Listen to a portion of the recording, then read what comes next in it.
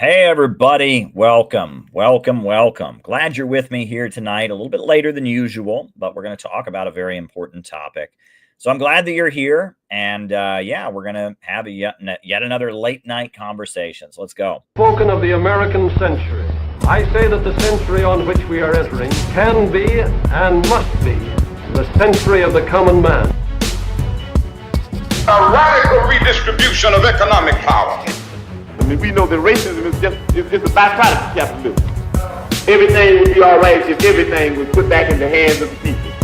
We need a government that will make sure Americans are taken care of and organize the economy to serve the people, not the profits of a wealthy few.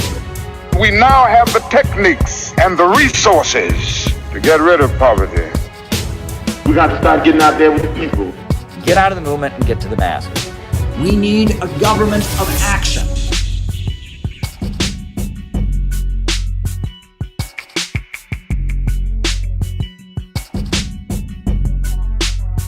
Welcome, welcome, welcome, everybody. I'm so glad to be here with all of you tonight. We are having yet another great late night conversation. The way we do things here is if you have got something you want me to answer in the second half of our show, all you need to do is send me a Rumble rant if you're on the Rumble, or you can Cash App me at CalebMoppin22. The way this works, first I give my opening remarks. Then from there, we do the roll call where I call you out as I see you. Names and locations. We find out who is watching, who is on the other side of the camera, who is viewing. And then after that, I answer your questions for the remainder of the show. So it is your questions that make the second half of the show what it is. So please send questions for the second half of the show. Need you all to step up and get me talking in the second half of the program. Send me some good questions. As far as announcements, the Center for Political Innovation, we just had an amazing convention in Chicago that went very well.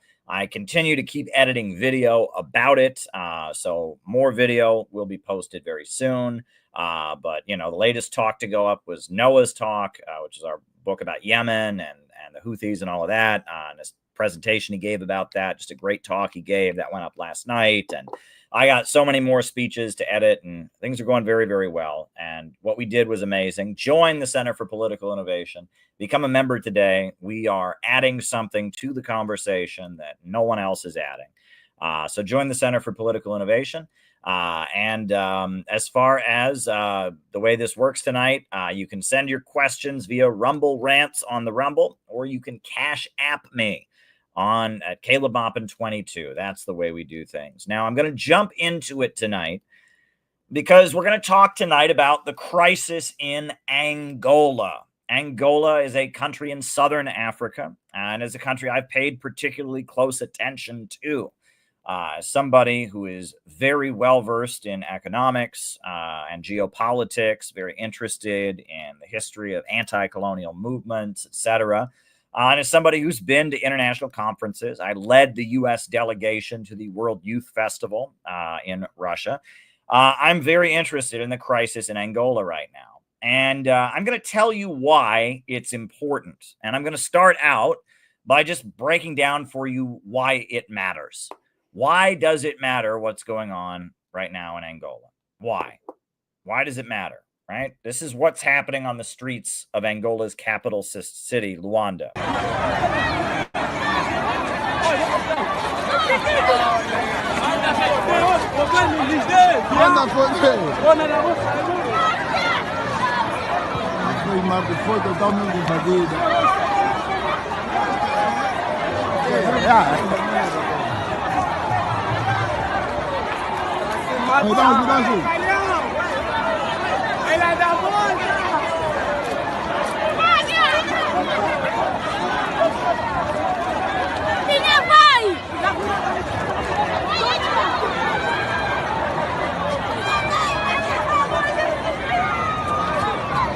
Güey.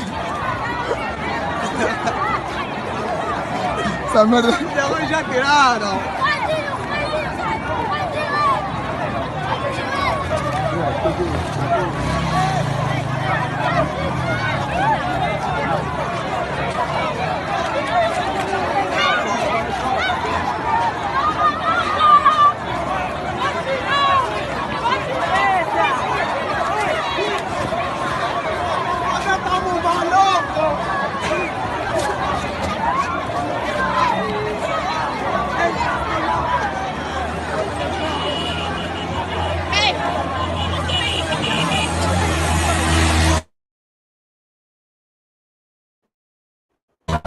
Here's another video.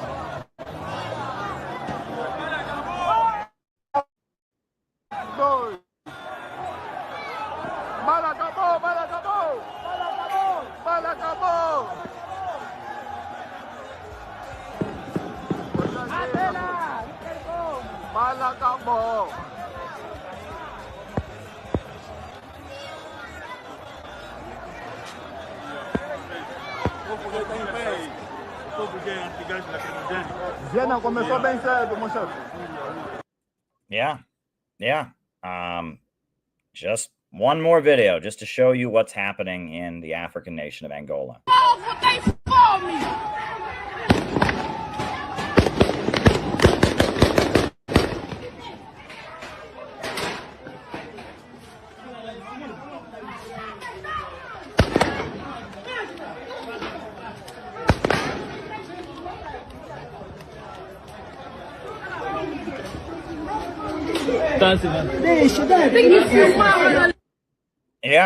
Yeah, it's pretty intense. It's pretty intense what's happening right now in Angola. The body count is rising. There's unrest. There are troops on the streets. It's pretty intense what's happening over there. And I'll tell you why it's happening.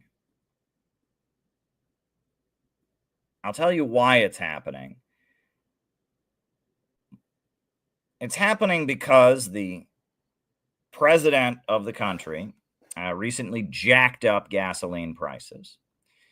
The cost of gasoline in Angola is regulated by the government because it is an oil-producing country. They have a huge state-run oil company that does business with BP, Shell, and Chevron. And the price of gasoline is set by the government. And the government of Angola just jacked up the price of gasoline by 25%, a 25% increase in the price of gasoline. And, here that would be pretty bad if the gas prices shot up by 25%, by a quarter. That'd be pretty bad. But it's particularly bad in Angola. And the reason it's bad in Angola is because in Angola, 28% of the population lives on less than $1.90 a day.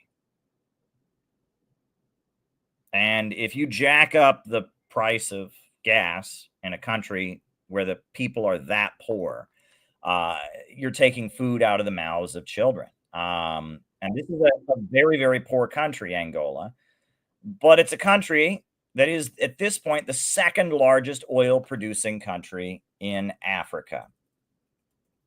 And the president of Angola, who is wildly unpopular, he just jacked up the food or the gasoline costs. So the taxi drivers are on strike. All the taxi drivers in the capital city have gone on strike against the costs. And the people are out in the streets breaking into stores and getting food. As you saw, there was a crowd of people that were just breaking into stores to get food. And the streets are being blocked and the people are rebelling. There's a rebellion. There's a widespread riot against austerity, cutting the subsidies that people depend on, making the people pay for gasoline when they live in an oil-rich nation, when they have huge amounts of oil right beneath their feet. And BP and Shell and Chevron and ExxonMobil are getting rich off their natural resources. There's now a situation where the people are rebelling. And actually, their target is the president of Angola. They particularly don't like him. This is the crowds responding to a poster of the Angolan president.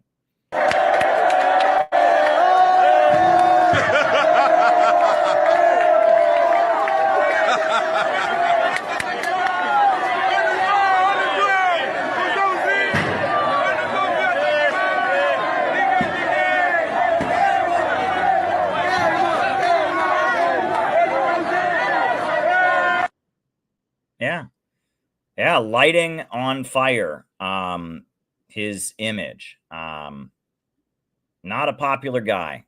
And why is it that all of this is happening? And why does all of this matter? Why does all of this matter, right? Why does all of this matter? You might ask me, Caleb, why are you always talking about other countries? You know, you're always talking about Iran. You've been to Iran a number of times. You're always talking about Venezuela. You've been to Venezuela. Now you're talking about Angola. You're talking about Russia. You're talking about China. Why does all of this matter to you so much? Well, it matters to me because I care about America and because I'm very interested in economics.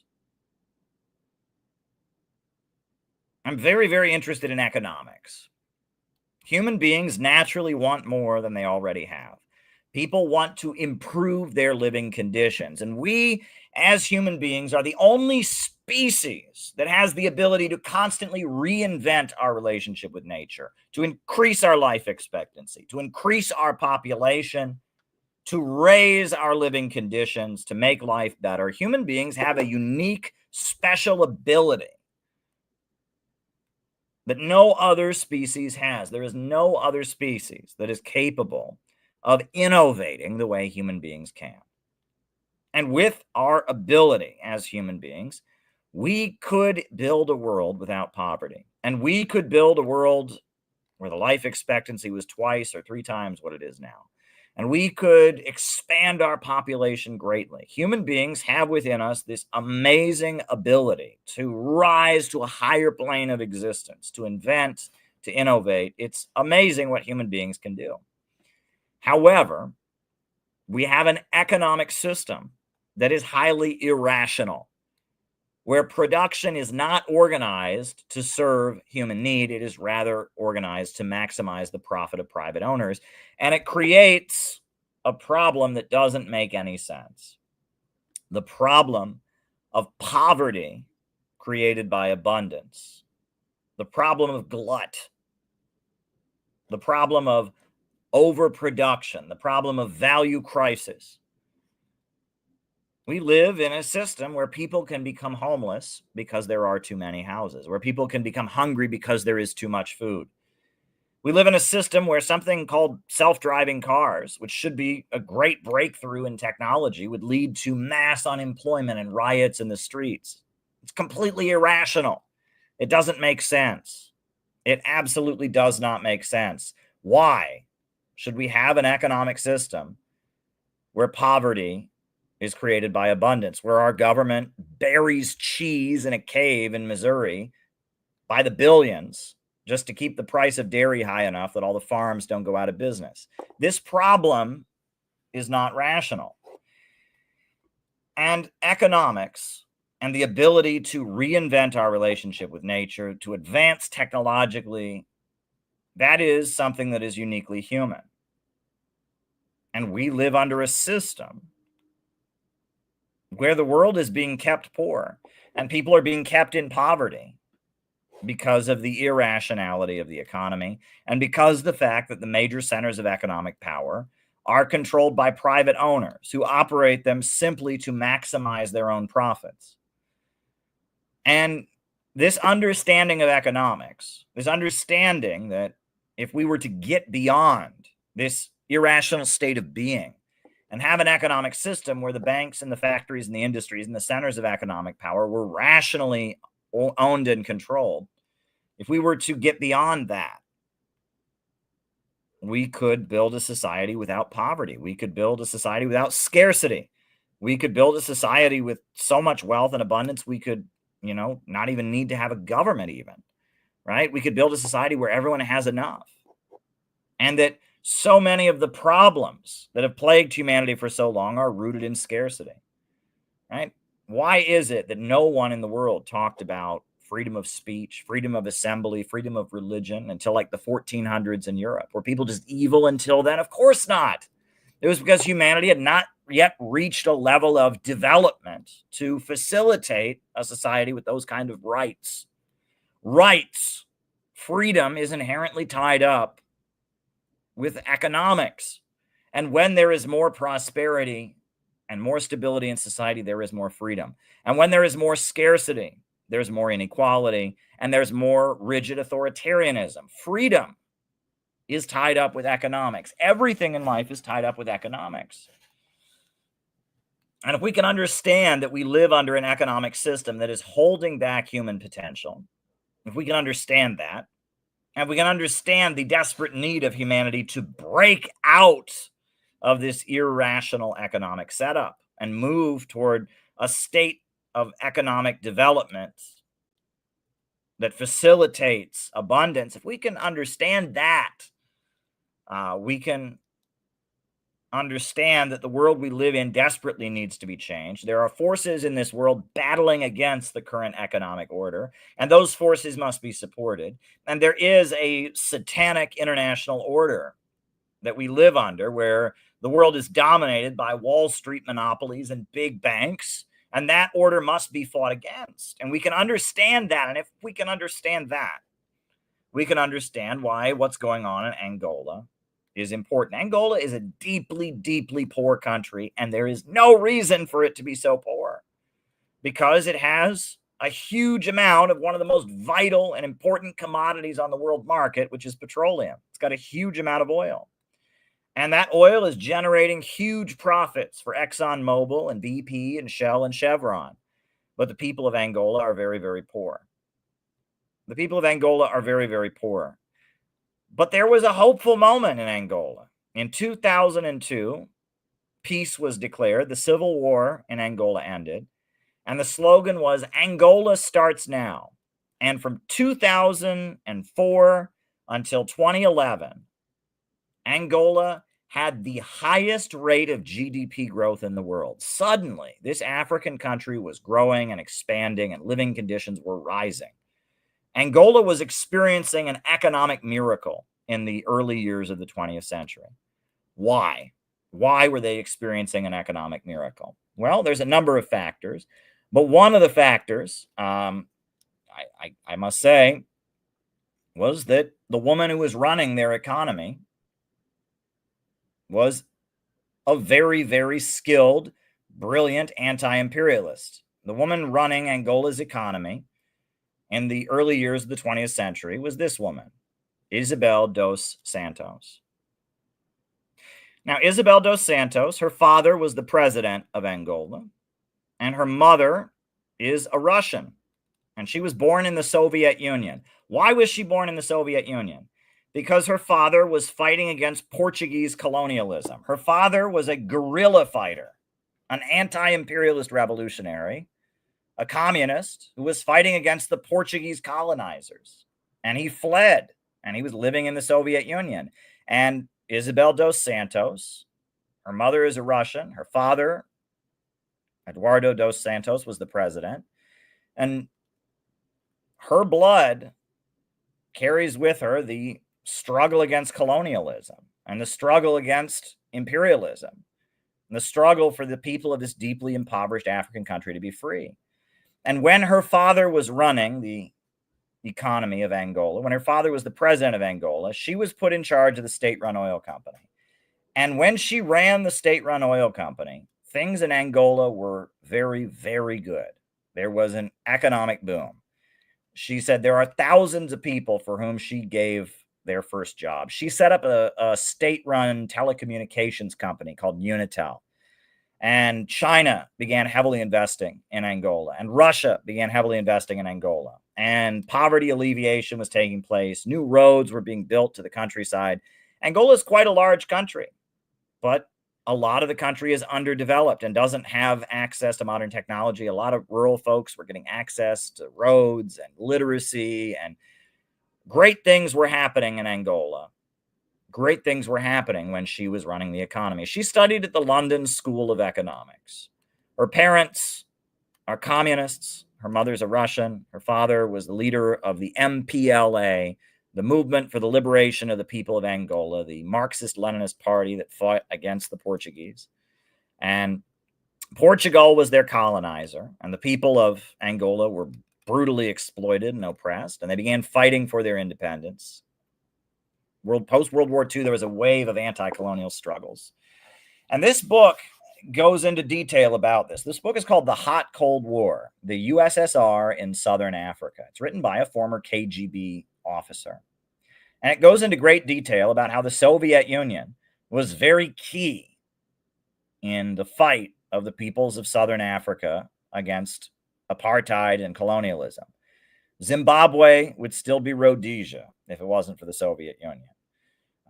Apartheid would still exist in South Africa if it wasn't for the Soviet Union. The Soviet Union funded the African National Congress. The Soviet Union funded the ZANU organization of Zimbabwe. The Soviet Union funded the MPLA, the Movement for the Liberation of the People of Angola. The Soviet Union funded SWAPO, the Southwest African People's Organization that runs Namibia. The Soviet Union funded FREMLO, the liberation organization of Mozambique that fought against colonialism. Southern Africa was a place where all kinds of people were very brutally oppressed by colonizers and apartheid regimes. And Southern Africa is also where the Soviet Union gave huge amounts of support to people that were fighting for their freedom. You know, when Nelson Mandela died, Western media celebrated him. Barack Hussein Obama spoke at his funeral. But they all forgot to mention that Nelson Mandela was called a terrorist by the American government.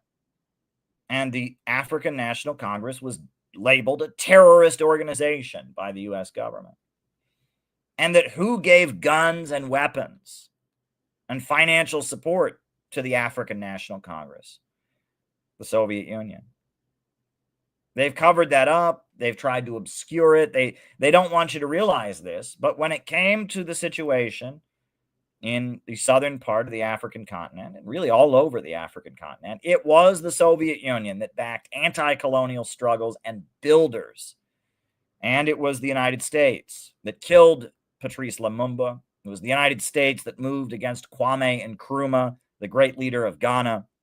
And it was the United States that moved against the MPLA, the movement to free Angola from Portuguese colonialism. And it wasn't, enough to just back the Portuguese in oppressing the people of Angola. In 1975, the fascist government of Portugal was toppled. There was an uprising, and the new government of Portugal liberated and broke free from, and basically lifted the chains of colonialism from the peoples of the colonized nations. And all the colonies of Portugal got their independence. And when those colonies of Portugal got their independence, Angola became independent, and it, at that point, became established as a country led by the MPLA. And so what did the United States do? The United States said, oh boy, good for you, Angola. You won your independence. Congratulations. That's what we did. We won our independence from the British. You've got your independence from the Portuguese. Great work. Congratulations. Enjoy freedom. No. Folks, this is Ronald Reagan, the U.S. president, meeting with Jonas Savimbi. And this is George Herbert Walker Bush, another U.S. president, also meeting with Jonas Savimbi. After Angola won its freedom, the United States armed a group of cannibals, literal cannibals, terrorists, murderers, thugs, and people eaters, cannibals, called UNITA. And from 1975, when Angola won its independence, all the way up into 2002, there was a civil war in Angola between cannibals backed by the United States, between terrorist thugs and murderers led by Jonas Savimbi, and the MPLA, the ruling party, the Marxist-Leninist Party of Angola. And for decades, the people of Angola had to fight a civil war against these terrorist murderers that were backed by the United States, these cannibals. Read about Jonas Savimbi. He's a bad motherfucker, right? I mean, go and read his Wikipedia page. He is a really, really nasty, nasty guy. First, he claimed he was a Maoist communist, and then he became a right-wing conservative in the 1980s. He was a brutal thug and killer. in Angola, and I mean practiced witchcraft and practiced cannibalism and torture and rape. And you read about Jonas Savimbi and you read about UNITA. This is who the American government was backing because we didn't like the Marxist-Leninist communist government of Angola.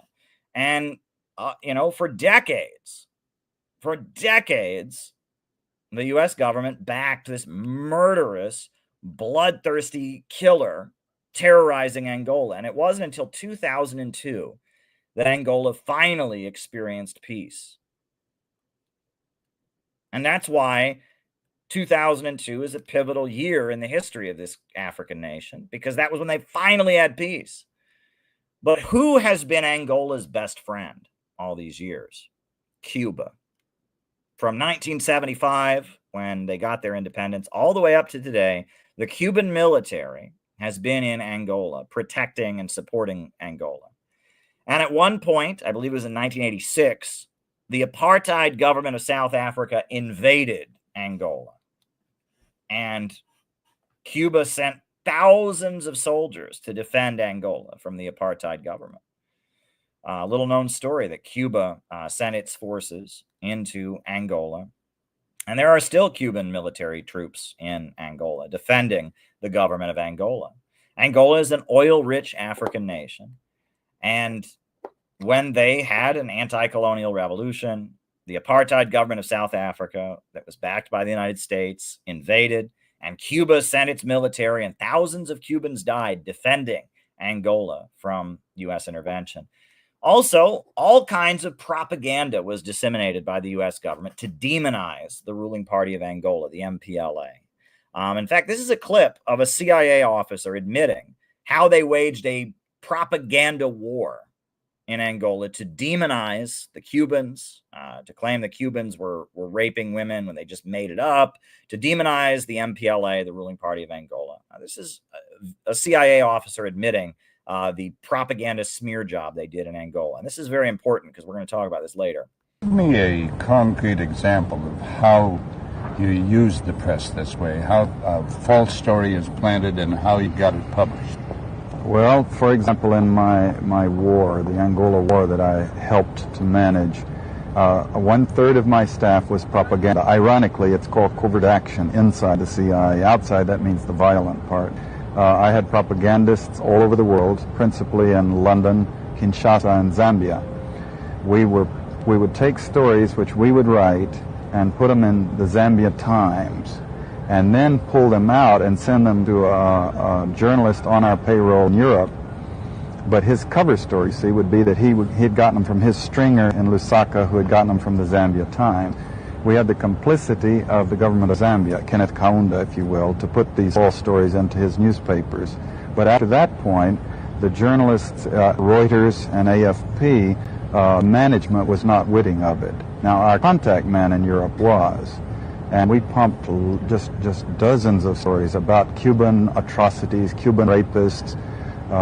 In one case, we had the Cuban rapists caught and tried by Ovimbundu maidens who had been their victims. And then we ran photographs that made almost every newspaper in the country of the Cubans being executed by the Ovimbundu women who supposedly had been their victims. These were fake photos? Oh, absolutely. We didn't know of one single atrocity committed by the Cubans. It was pure, raw, false propaganda to create an illusion of communists, eating babies for breakfast, and that's totally false propaganda. Yeah. So in order to justify arming the UNITA terrorists and arming Jonas Savimbi, the CIA planted all kinds of fake news stories, claiming that the Cubans were raping women, all kinds of nasty stuff. I mean, this is how they operate. And so for decades, there was a civil war imposed on Angola. Why? To keep it poor, right? It's an oil-rich African country. And, when their oil was under the control of Western corporations, that was fine. But when they had an anti-colonial revolution, it took control of their natural resources and started selling oil in competition with Wall Street on the international markets, that became a little bit of a problem. And they wanted to keep this African country poor, and they wanted to keep them from using their oil resources to build themselves up. And it was finally in 2002 that Angola had peace. Jonas Savimbi died, and the leaders, of the UNITA terrorist group then arranged to surrender. And in 2002, they finally had peace. And at that point, Isabel's father was the president, and the slogan was "Angola starts now." And they started really improving people's lives because they had public ownership of their natural resources. They had contracts with BP and ExxonMobil and Western companies, but they had an arrangement that those companies had to pay a fair price. Those companies had to hire Angolans to work. They had to partner with domestic companies. And Isabel Dos Santos, who had studied at the London School of Economics, she was in charge of the state-run oil company, and they raised people up out of poverty.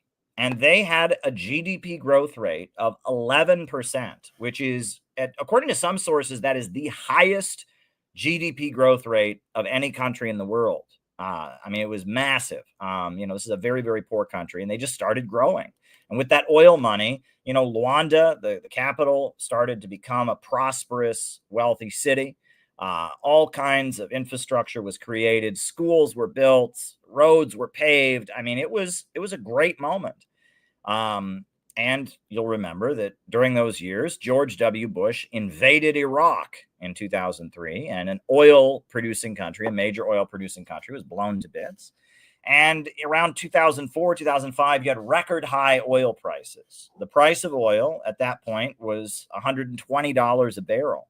And of course, all of that money was going into the Angolan state budget because they had public ownership of their natural resources. And they have a revolutionary government that came out of the struggle against colonialism. And they were raising their people up out of poverty. Now, is there corruption in Angola? Of course. Of course there is. A country that is very, very poor like Angola is going to have lots of corruption. Corruption is a big problem in many developing countries, especially a country that's been that poor. And when oil is such an important part of their economy, they're going to have issues, right? And there's going to be corruption.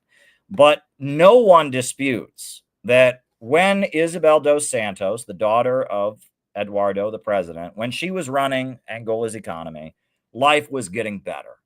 There was actually an improvement in the lives of the people of Angola for the first time in decades. They've been fighting against the Portuguese. They've been fighting a civil war against the U.S.-backed terrorists. But finally, 2002, the slogan was Angola starts now. And they started seeing an improvement in people's lives. It was a really, really hopeful time. But then what happened? 2014, Barack Obama arranged an oil price drop with Saudi Arabia. And Michael Reagan, the son of Ronald Reagan, described it. He actually gave an interview, and he said that his father, President Reagan, did the same thing. Saudi Arabia started flooding the market with cheap oil. Hydraulic fracking increased. There was a huge amount of hydraulic fracking in the United States. And as a result, in 2014, the oil prices dropped very, very dramatically. To less than $30 a barrel. You could go to Kentucky Fried Chicken and you could get a family-sized meal, and that would cost more than a barrel of oil would cost. Oil had never been so low in recent memory. And of course, the oil price drop really hurt the economy of Angola. It also hurt the economy of Venezuela. It also hurt the economy of Russia and Iran. And they did it on purpose. It was to weaken the geopolitical rivals of the United States. I went to Brazil during this time in 2016, and I gave a speech about Barack Obama's oil price drop. And it was also to hurt the frackers. It was to hurt the Republicans, right? The Democrats were funded by the big oil companies that like environmental laws because they get to write them, Chevron, ExxonMobil, etc. And it was the fracking companies, Devon Energy and the Koch brothers, they were the Republicans. So Barack Hussein Obama and the government of Saudi Arabia, they dropped the oil prices to hurt Iran, to hurt Russia, to hurt Venezuela, to hurt Angola, to hurt all the anti-imperialist countries, and also to hurt the fracking companies and the Koch brothers and the Republicans. It was a geostrategic and political move on the part of the Obama administration. And, I gave a speech in 2016 at the conference of the Trade Union Center of Brazil. And I was very proud to have given that speech. It was one of my great moments. I went in 2016, March of 2016. I was flown to Brazil as an expert on the international economy to speak about oil price manipulation. And you can watch that speech online. And I went into great detail about how the United States had been intentionally dropping oil prices for geopolitical reasons. That book is now available as a book, Oil and the Global Capitalist Crisis. It was one of my better moments. But Angola obviously was very affected by it. And just as they dropped the oil prices, an entity funded by USAID, the International Consortium of Journalists, which is funded by USAID, it's a propaganda outlet, started in launching their Luanda leaks. And they launched a smear campaign against Isabel Dos Santos. Right? Now, she was the daughter of the president of a country. Do you expect her to be poor? Do you expect her to be poor? She's also running a state-run oil company for an African country, the second largest oil exporting country in Africa. Do you expect her to be poor? On top of that, she sets up a cell phone company, right? Unitel. She sets up all kinds of businesses, and she's overseeing a huge expansion of the economy of an African country. Do you think that she's going to be a poor woman, right? Does she have to live in a trailer, right? She has to live in a trailer because she's of course not, right? And she did well. And the people that she trusted to set up these companies, they got paid well for what they did. And, that is to be expected, right? When a country is rising up from poverty, not everyone is going to get access to the money at the same time. And yes, if you're friends with the president, you're going to be more likely to get a connection and get a job. And, this whole thing about corruption is such bullshit in American politics, right?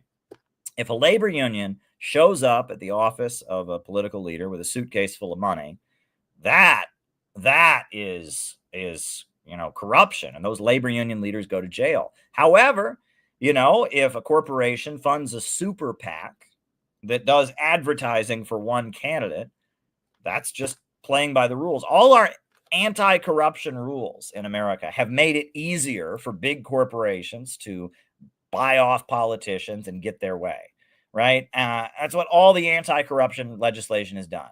The idea that we can't have corruption in politics. Corruption is the name of the game. I hear libertarians say sometimes, the problem isn't capitalism, Caleb. The problem is crony capitalism. Well, let me let you in on a secret. All capitalism is crony capitalism. When a small group of people have more wealth and money than everybody else, they're going to use their connections to make sure the government helps them keep it that way. And the idea that, you can't have corruption. Well, corruption is the name of the game when it comes to capitalism, when it comes to the system that we live under. Angola is a country that broke out of that system and had an anti-colonial revolution. And they took control of their oil and they built a state-run oil company. And with the help of China and Russia, they were raising people up out of poverty. And people in Angola were seeing their life expectancy go up, their access to healthcare go up, etc. And yes, there were decisions made, nepotistically perhaps, about who got what money. I don't know. And none of it, if you look at the Luanda leaks, none of what is there is a real cause for outrage, right? If you know how politics goes in the developing world, the idea that she's some kind of criminal, that she's some kind of ruthless criminal who, she was enriching herself, bullshit. She did so much for the people of Angola, lifting people out of poverty, investing in the nation. This woman is an economic genius. She really is. I mean, she oversaw a huge amount of expansion. And on top of that, she invested in people, not in Wall Street derivative ripoff schemes, not in, Bitcoins, she invested in people. She invested in the people of her country. And she especially invested in women. She's a feminist, and she very much wants to empower African women. I've read her social media. I've listened to the speeches that she's given at universities around the world. She has really done a lot to lift up the women of Africa. I mean, she's just an amazing person on so many levels, right? She is somebody who believes in economic growth, somebody who believes in innovation and human creativity and wants to see poverty alleviated. She's a great, great person. And she improved so many people's lives. But they launched a smear campaign against her. You know, Caleb, money bad, right?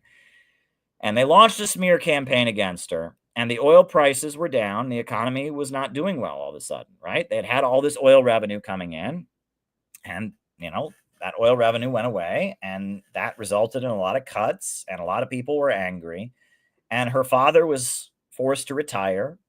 And she was removed from office. And after she was removed from office, there was this gleeful editorial in the Wall Street Journal admitting why they hated her. It wasn't because of corruption. It wasn't because, oh, she was dishonest. She gave her friend a job. No. They were mad that she wouldn't privatize the natural gas. That is what it said. 2017, you can go read the Wall Street Journal article for yourself. She wouldn't privatize the natural gas. She defended the Constitution of Angola. It says natural gas belongs to the people. And Angola, in addition to their oil, they've got a huge amount of natural gas, and she wasn't going to sell that off to the highest bidder. On top of that, she required them to buy their supplies from Angolan companies. She's like Trump. She's a protectionist. As the leader of Angola, she said, Angola first. If you're going to do business in Angola and you're going to buy our oil, you've got to hire Angolans. You got to buy your supplies from Angolan companies. She was a protectionist. God forbid she be Angola first when she's running the economy of Angola. On top of that, she enforced environmental laws, wouldn't let BP, Shell, and Chevron just run rampant all over the environment. They couldn't stand her, and they complained about her turgid bureaucracy that was getting in the way of the profits of BP and Shell and Chevron. And, you know, they ran all these stories about how, oh my God, she, you know, has a nice apartment, can't have that. Oh my God, she drives a fancy car. Oh my God, oh the horror. And they do this weird thing that they're into now, right? You know, the Panama Papers, the Luanda leaks, it's like stoking up people's jealousy. This idea that wealth is inherently bad, that it's not about eradicating poverty, it's about punishing people for being wealthy, right? She literally got wealthy by taking the people of her African country and raising up their conditions, by raising the people of Angola up, by helping them rise, by standing up to BP and Shell and Chevron and fighting for her people. That's how she got wealthy, right? And she's bad. And so we're supposed to hate her because she made some money in the process of standing up for her people. Meanwhile, we're supposed to then be happy that they replaced her with somebody who's letting BP, Shell, and Chevron rape the country. And that's what's happened. Her successor, the people who came into office, the new president, he fired her from the state-run oil company. She was subjected to this smear campaign. Oh my God, she's corrupt. She's a rich girl. She's a princess. Oh, they did this nasty demonization campaign of her. And now, ever since then, Angola's been in the toilet, and it's been getting worse. It's been getting worse and worse. Living conditions have been going down. And what did they do to her? They did the same thing that they recently did to Trump to make sure that she couldn't run for president, because everybody wants her to be the president. Her father was wildly popular. Her father, Eduardo Dos Santos, was the leader of the struggle against colonialism, the guy who held the country together in the face of the Civil War with UNITA and all of that. And it just made sense that she was running the economy after studying economics at the London School of Economics, that she should be the president. So after she was put out of office, they charged her with corruption. She had to flee the country. And the U.S. government singled her out for special sanctions. She's banned from entering the United States. They seized her bank accounts. They stole all of her money. They stole all of her money from her London bank accounts and froze her assets in Portugal, froze her assets in London. And she has had to flee the country. And now Interpol, the international policing agency, has a red notice against her. She can't even travel because they'll grab her off of an airplane, right? And yet, from exile, she has said she wants to run for president of Angola. She said she loves her country. And even though she's charged with all kinds of crimes and had to flee, and even though billions of dollars of hers have been stolen by the US government, stolen by the British, stolen by Interpol, she wants to run for president of Angola. And right now, the people of Angola are in the streets rioting. There is a huge rebellion going on in the country. The taxi drivers are on strike, and the people are breaking into stores to get food and distribute it out to the country. The people are ready for her. And I have been talking to people from Angola lately, right? And if there was an election today, she would win. Because everybody remembers how good things were when she was running the economy. Everyone remembers how good things were when her dad was in power. And everyone knows how shitty things are now. The fact that people are rioting, etc. Now, we have to be careful because we know that, right, Angola's government, the MPLA government, they came out of an anti-colonial revolution. The MPLA was originally a Marxist-Leninist communist party. In the 1990s, after the fall of the Soviet Union, they became social democrats, and that there was a very large kind of neoliberal wing of the MPLA. The current president comes out of that wing of the MPLA. There was a wing of the MPLA that pivoted in the pro-Western direction, kind of Gorbachevist, kind of like Angela Davis, etc. And the MPLA now calls itself a socialist party or a social democratic party. And there are different forces within the MPLA. And we also know that, you know, Cuba is still very, very close to the MPLA. Cuba has all kinds of doctors in Angola. Cuba has all kinds of soldiers in Angola helping with the military and security. Cuba has literacy volunteers in Angola. And, you know, Cuba and Angola are very, very close. And we know that while the current president is a snake, the current president is pro-Western, the current president is neoliberal, and he's been cutting the fuel subsidies and just making life for the people in the country worse, dismantling everything that Isabel built. We also know that George Soros and the CIA color revolution apparatus, they also have their fingers in Angola, right? And they would like to see Angola become completely recolonized. They would like to see the MPLA out of power. They want to bring the UNITA terrorists into power. They want to completely privatize and get rid of the state-run oil company. And so we know that George Soros and his people are in Angola also. And, you know, they don't want Isabel back. They want a complete counter-revolution. So it's a touchy situation. Social media from Angola is dominated by stupid rich kids.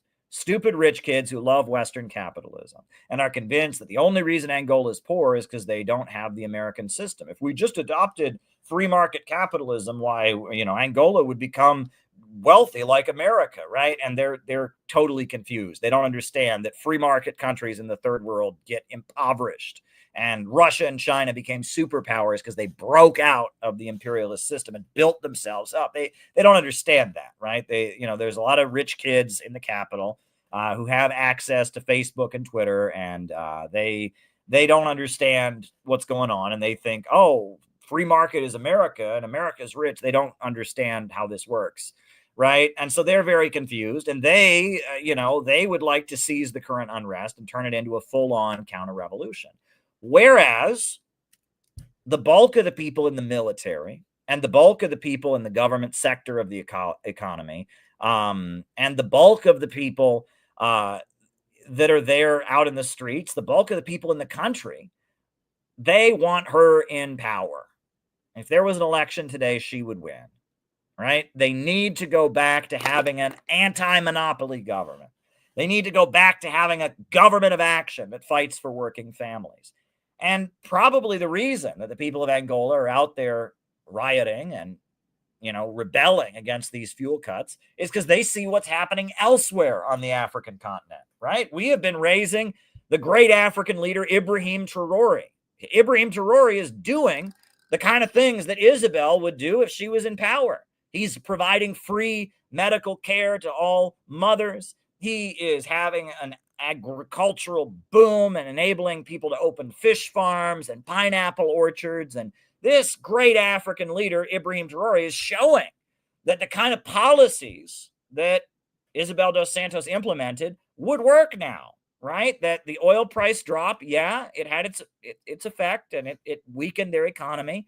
And it allowed them to launch a Khrushchevist smear campaign. Oh, she's a princess. Oh, she drives a fancy car. It enabled them to launch a jealousy, smear campaign against her. But people look at it now and they say the parts of Africa that are doing well are the parts of Africa that have joined up with Russia, joined up with China, joined the anti-imperialist camp. And Ibrahim Traore is showing that in the Union of Sahel states, in Burkina Faso and Mali and Niger, that you can actually build your country up on the basis of anti-colonialism. And the people of Angola are saying, hey, we fought for decades. We fought a civil war to have an anti-colonial government. And we took control of our oil resources. And for a brief moment, for a decade, at the beginning of the 21st century, things were going well. And now things have gone to shit. And so the people of Angola are ready to fight. Now is the time we need to raise the hashtag. And you heard it first from CPI. There's a lot of talk about her in Portuguese media, not a lot about her in English-speaking media. But the Center for Political Innovation, we are giving voice to what is the feeling on the streets of Angola, which is amid this crisis, Isabel must come home. Isabel must come home. Isabel Dos Santos, the brilliant economist, the innovationist, the daughter of anti-colonial guerrilla fighters, the scholar who studied at the London School of Economics, the woman who presided over the economic boom that raised millions of Angolans out of poverty. Isabel Dos Santos needs to come home. They need to get rid of that Interpol red notice. And look, I'll say it, the military needs to bring her back to power, right? She's been trumped up on false charges. The ruthless security services that this comprador who's running the country has now. Look, it's kind of like what happened in Burkina Faso, right? In Burkina Faso, the military had to step in and bring Ibrahim Traore to power. Well, the military needs to step in and make sure that Isabel can come back to Angola and get elected, right? If there was an election today, she would win by a huge margin. And the military of Angola needs to step in. The Cuban forces that are there, the people in the military, the people in the state-run industries, they need to enforce the law and enforce the Constitution and get the trumped-up charges against her dropped, get this Interpol red notice dropped, and they need to create a situation where she can come back and she can become the leader of Angola, right? She is the rightful leader of the country. She is the one that the people in the streets want. The only reason that she's not in Angola in politics right now is because of trumped up charges that came from the CIA and USAID, not from the Angolan people. The Luanda leaks brought to you by USAID. Isabel needs to come home, and we're calling for it. We're calling for it. You might say, well, Caleb, this is none of our business. It is our business because it's our tax dollars that paid for the smear campaign against her with USAID. Our tax dollars and the military-industrial complex and the CIA smear campaign machine, it was American meddling in their politics that cultivated and facilitated the Luanda leaks, that launched the smear campaign. It was the American government in coordination with Saudi Arabia that dropped the oil price. Our government in the United States is run by big monopolies and bankers that are looting this country. And they're looting this country just like they're looting Angola, just like they're looting the African continent in general, just like they're looting South America. The imperialist system, globalism, imperialism, whatever you want to call it, that system is destroying America, and it is destroying the lives of African people. And Isabel Dos Santos, she is the example of the kind of leadership that we need. The fact that she was able to lead her country to have an 11% GDP growth rate, an 11% GDP growth rate. That's unheard of. 11 might sound like a small number, but in terms of GDP growth, that's huge. She oversaw a huge expansion of the living conditions of her people. and use the oil resources to build up the living conditions. She's a genius. She invests in people, not in Wall Street derivative ripoff schemes. She is a city builder. She is an innovationist. We need Isabel Dos Santos to come back to power in Angola. That is what we need. Isabel needs to come home. The MPLA, the hardliner anti-imperialist wing of the MPLA, needs to be in power, not the neoliberal sellout wing of the current president that is looting the country. And the Center for Political Innovation, we stand with Isabel Dos Santos. Isabel, come home. We got a great article about her on our website that you can share and circulate if you want to let people know about this. Look, we're not calling ourselves communists anymore. We call ourselves innovationists. But if you're a communist, you should support Isabel Dos Santos, right? I mean, if you are at all anti-imperialist, so share this article with as many people as you can. People don't know anything about Angola, right? But Angola's government, the flag of Angola, they actually have a symbol that is modeled on the hammer and sickle. I don't know if you know that, but the Angolan flag, right? The Angolan MPLA, they did their own version of the hammer and sickle, which is a version of agricultural tools that were used in Angola. Basically, they wanted to say, we're communists, but we're Angolan communists. So they invented like a flag that is modeled on the communist, like Soviet flag, but it's got their own symbols. This is actually the flag of the nation of Angola. Here, let me put it on the screen. It's actually very cool. And that, I mean, you want to talk about communism. I mean, this is a government that, has Cuban troops there protecting them. This is a government that, it was fighting against the Portuguese colonizers. It was a Marxist-Leninist party that came to power. It's a very, very poor country, but they've done their best to lift their people up out of poverty, and they have a corrupt, sellout, reformist leadership.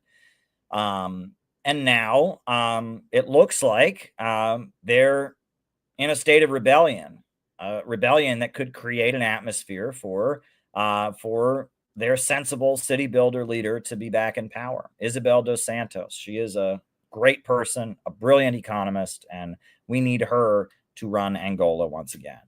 And look, what I'm giving you, my analysis of economics here, this is related to everything we talk about on these streams. Look, how in the world did I get involved in any of this?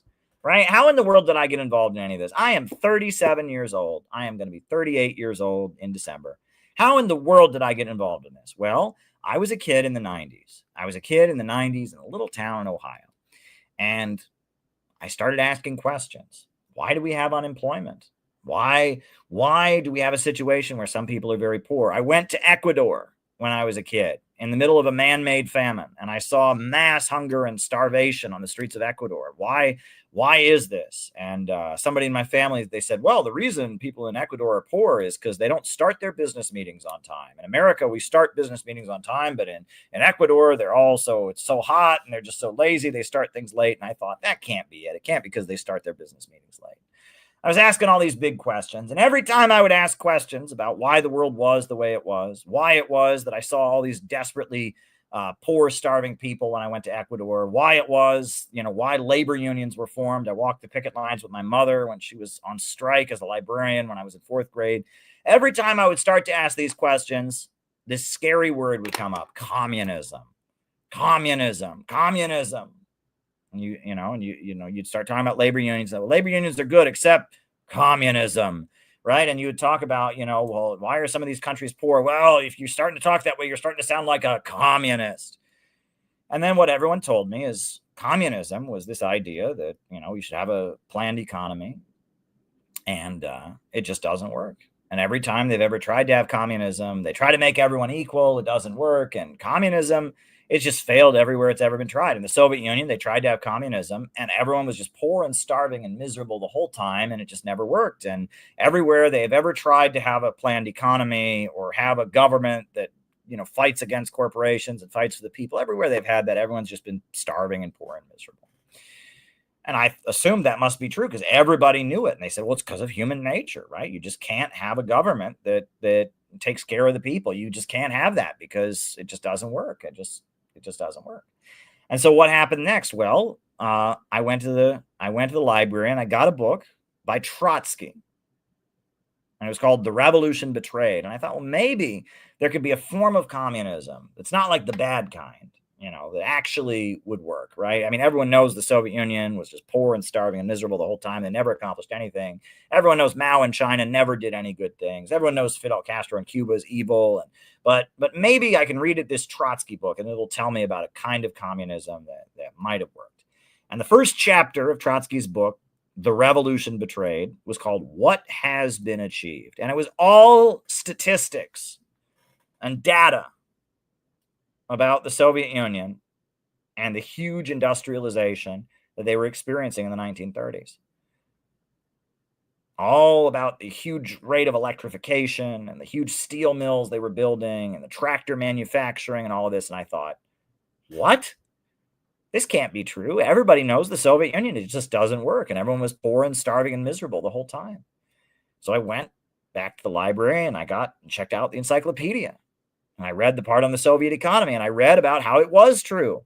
The Soviet Union did rapidly industrialize and lift millions of people out of poverty and wipe out illiteracy and build the biggest steel mill in the world, the biggest hydroelectric power plant in the world, and invent space travel, and that the Soviet Union had huge, huge economic successes. And I started to realize that all the books that I read about the Soviet Union lied through emphasis. They would talk about a famine that happened in Ukraine for pages and pages and pages. And then when they talked about a whole country being lifted up from poverty and becoming a superpower, that got a paragraph, and yeah, sure, they wiped out illiteracy and stuff. That's not important. The important thing is there was a famine in Ukraine. Focus on the famine in Ukraine. And I realized that the foundation of American politics and American discourse about economics, this idea that the Soviet Union, it just didn't work. They just never had any economic successes. They built nothing but gulags. That's a big fucking lie. It's a big fat lie. The idea that you can't have a government that oversees economic development is false. It is just not true. You can have a government that oversees economic growth. And in fact, if you look at the history of the 20th century, the bulk of poverty alleviation in this world has been done by governments. It came from the Chinese Communist Party that lifted 100 million people out of poverty. It came from the Soviet Communist Party that turned the Soviet Union into a superpower. It came from Cuba and their massive literacy campaigns and medical campaigns and volunteering. You can look at Nicaragua and all the Sandinistas have achieved. You can look at Gaddafi's Libya. When Libya was a socialist country under the leadership of Gaddafi, it had the highest life expectancy in Africa. They built the world's man-made river, the great man-made river. Who electrified Egypt? Who built the Aswan Dam? That was the Soviet Union teaming up with the Arab socialist Abdel Nasser. Like the idea, and I hear libertarians say it, poverty alleviations all happened because of capitalism. No, it hasn't. Poverty alleviation, especially in the developing world, has largely happened because of the state, because of states that came out of popular anti-colonial struggles and broke their country out of globalism and imperialism and the rule of Western bankers and took control of their natural resources and set up national banks and started mobilizing the population to build and construct. That is just a fact, right? That the idea that, we can't have the government step in and build and construct, it's just not true. And in fact, in this country, who built Key West Highway? Who built LaGuardia Airport? Who built all the post offices around this country? That was FDR, Roosevelt. In fact, during the Great Depression in this country, Roosevelt hired millions of people and put them to work building and constructing. You can have a pro-growth government. You can have a government that unleashes human creativity and constructs. This idea that the government should just sit back and let the corporations maximize their profits. Let the market just magically work. It's not working. We need a government of action that will fight for working families. We need a government of action that will fight for working families. We need a government of action to break the power of the big monopolies and invest in communities and unleash human creativity and pave the roads and unleash science to make new breakthroughs with fusion energy, to re-energize the space program, to stop letting the Midwest and the heartland of America deteriorate into opioids and poverty. We need a government that will fight for the people. We need a government of action that will fight for working families. And that's what I have spent my life understanding. And I've gone to countries that have broken out of Western domination and lifted their people up. I've seen firsthand neighborhoods in central Caracas where every single house was paid for by an interest-free loan provided by the Bolivarian government. I have seen what Nicaragua has done. I've been and seen the results of what the Sandinistas have done in Nicaragua. They have better roads in Nicaragua than we have in America. Our roads in America are full of potholes. In Nicaragua, the roads are smooth and clean and amazing. They have electrified every corner of Nicaragua, an impoverished country with mountains and jungles. They have electrified every corner of it. An anti-monopoly government that has wiped out illiteracy. I mean, we need a government of action to fight for working families. We need a state, a revolutionary state that fights for working people, that'll control the banks and the factories and take control of our natural resources and centralize credit and start enabling people to go out and innovate and create. Yes, I've learned that a market sector is a very big part of this, and that, Vietnam, the reason that they've had so much success is because they've allowed the market to facilitate and cooperate with their overall socialist economy. And the same for China. Deng Xiaoping theory: poverty is not socialism. To be rich is glorious. And I understand that these revolutionary anti-colonial states need to have a market sector, and some things are better with the market, right? Consumer goods. The Soviet Union had big problems with consumer goods, clothing, children's toys, things like that. Sure, consumers can vote with their dollars on those things, but you need a state to make sure that the profits and the market is not in command. You need a government that fights for the people and controls the banks and the factories and the industries. The centers of economic power need to be operated on the basis of public good and in accordance with an overall plan for development of the nation. We need a government of action to fight for working families. We need a government that stands up to the corporations. We live in a country where corporations control the government, and as a result, we're getting poorer and poorer. What we need is a government that is loyal to the people and breaks the power and controls the corporations and forces the economy to build and construct. That is what we need. We need an anti-monopoly government. That is what we need, a government that is against the big monopolies and invests in you and your community and your neighborhood and your small business and your infrastructure. That is what we need, a government that will rejuvenate this country. And that's why when we see somebody like Ibrahim Traore or Isabel Dos Santos or Daniel Ortega or Nicolas Maduro or Xi Jinping or Vladimir Putin, when we see somebody like that, we highlight them and we're inspired by them. That's the kind of leadership we need. We need a government of action that'll fight for working families. Look, we have been doing everything we can to promote Ibrahim Traore. And I'm going to put on the video of the rally we did in Rockford, Illinois, to support Ibrahim Traore. If I can find the video, it was great. It was a great rally that we did in Rockford, Illinois, a small town in Illinois, about an hour away from Chicago. We had a rally to support the great African leader Ibrahim Traore with the people that were in town for the 7-day program of CPI. And it was a great demonstration, and it really made a big splash, actually. The video of it has been shown on a number of African YouTube channels. It's the second time we've done a rally to support Traore. So this is the rally that we did in Rockford, Illinois, near Home Depot, near the highway, supporting Ibrahim Traore. And you'll see local African folks stopped their cars and gave us fists. People were... it was surprising how many people really appreciated that we did this. This was our rally in Rockford, Illinois, to support Ibrahim Traore. We love Ibrahim Traore.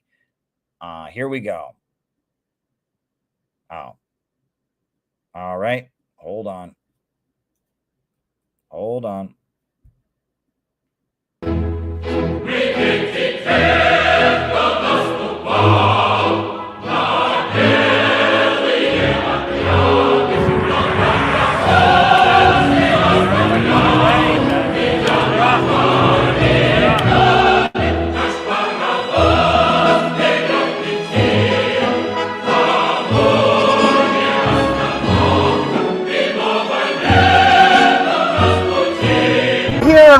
Medford, Illinois, and we're here to say that Ibrahim Traore is right and AFRICOM is wrong. Hands off Traore!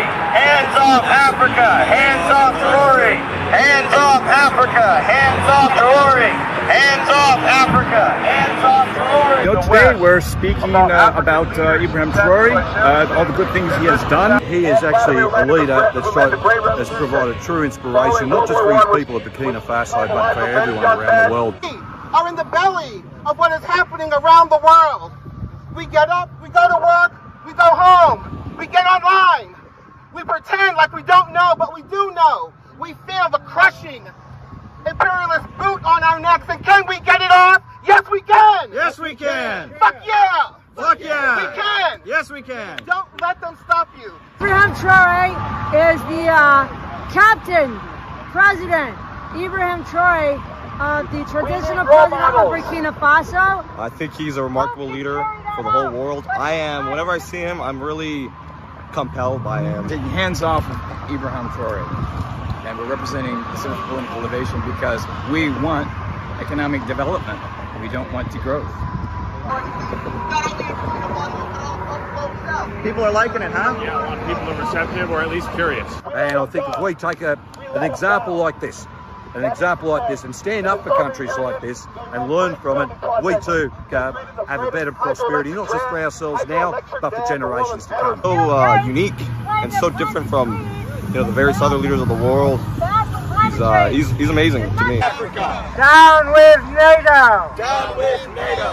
Hands off Africa! Hands off Africa! Down with NATO! Down with NATO! Hands off Africa! Hands off Africa! We are an energized group fighting for working families. We are an energized group fighting for the world. We want this message to get out to everyone, far and wide, to get off your butts, to make it happen. We are one because we are in this fight together. We've got Africa's Flame, the Ibrahim Traore, the current president of Burkina Faso, who's doing beautiful, amazing things, building up the country for his people. They kicked out the French. They formed an alliance with Mali and Niger. Security defense, economic defense. Traore is leading an agricultural revolution. They are training soldiers to be farmers. They're training farmers to be soldiers. And he's a Muslim. And it is now a crime in Burkina Faso to stir up religious division that undermines the unity of the country.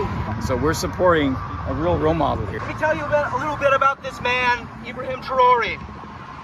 This man is not only a leader for Burkina Faso who cares about the people of Africa and the people of the world, who's standing with Russia, who's standing with the people of the world against U.S. imperialism.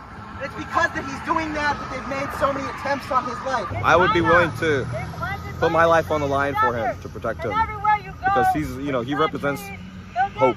He represents true hope and progress in this world, and I pray to God that nothing happens to him. And my question is this: where does value come from? Where does value come from? They want you to think value comes down from the sky. They want you to think value comes from Wall Street derivative rip-off schemes. They want you to think value comes from Facebook likes and shares and hits. They want you to think value is magical. But the answer to where value comes from is within you. It is within you. It is your human labor power and your creativity. That is the source of all wealth in this world. Yes. And if we want to have a strong economy, we need to invest in human beings.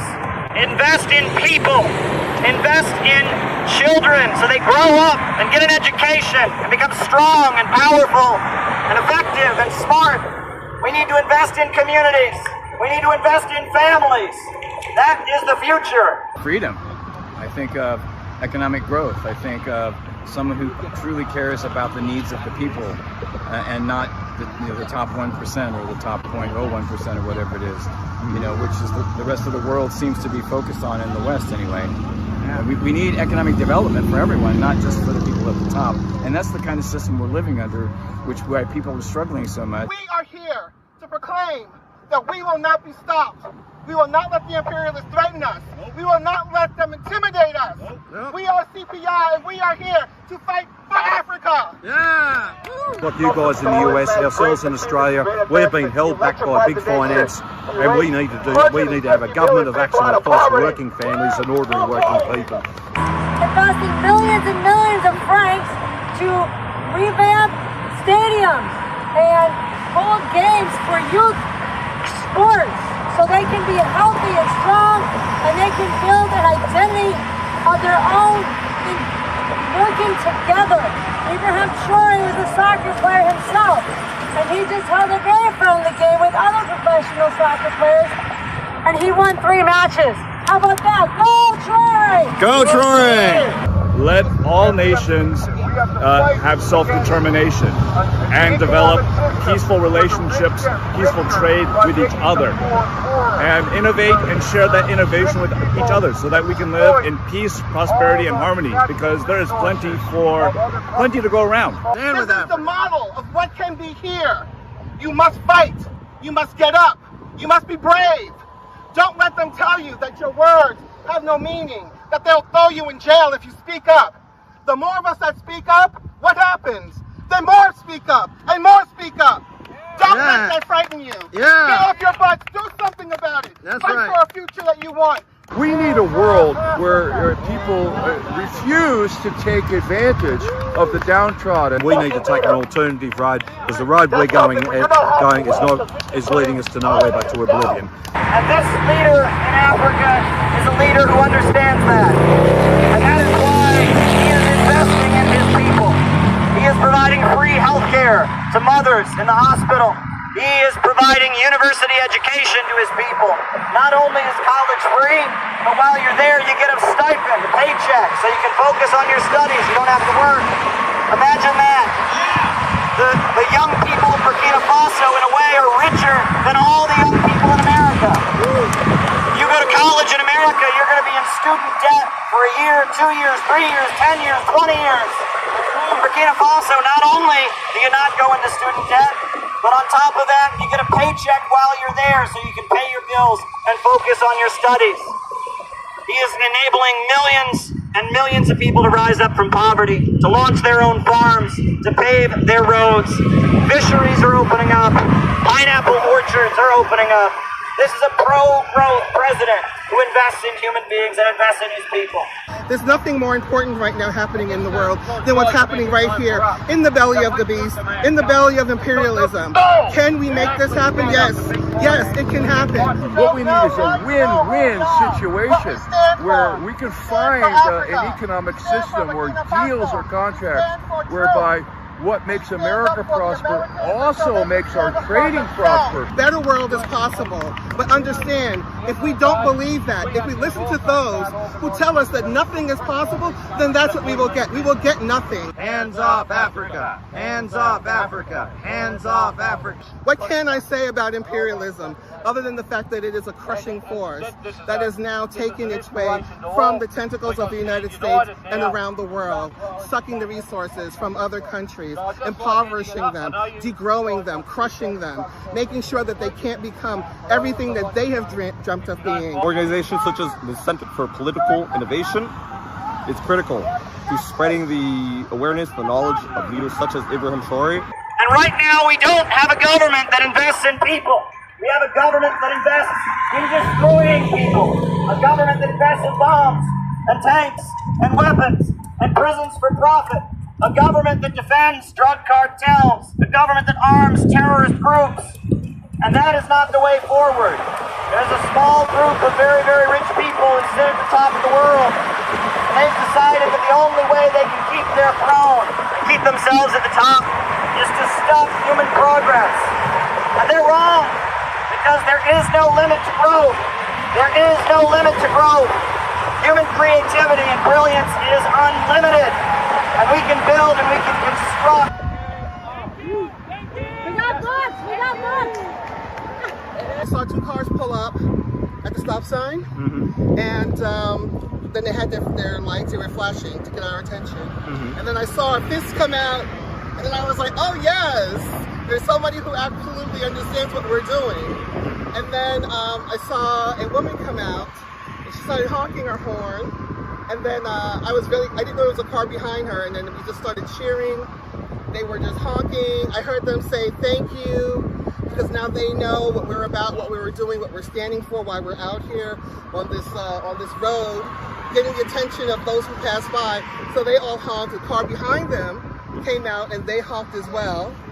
And they seemed extremely supportive, very happy that we're out here bringing awareness, you know, in a place where, likely of all places, which you see a big giant sign, a big, you know, poster of Ibrahim Traore. But here we are, CPI, bringing awareness, making it happen, and understanding that people, the more we do this, it'll catch fire. Indeed. And it seems as though it already has. I think, yeah, there's been a number of people that have positive reactions to our rally, to the banner, to our chants, to our speeches. We will march together, we will fight together, no matter who you are, no matter what political persuasion, no matter what race, because we are all here fighting a class struggle that is more than the sum of its parts. We are one. But I think if we're getting positive reactions like that out here, that's a very good sign. And it's a sign of progress, and it's a sign that people are starting to wake up. Ibrahim Traore is working with Russia Bad! Russia Bad! Oh my God, Russia Bad! No, Ibrahim Traore went to the 80th anniversary of the end of World War II in Russia, and he got to see their equipment, and he got to see their spirit of unity and their spirit of cooperation, and how they were able to defeat fascism, which we've never forgiven them for.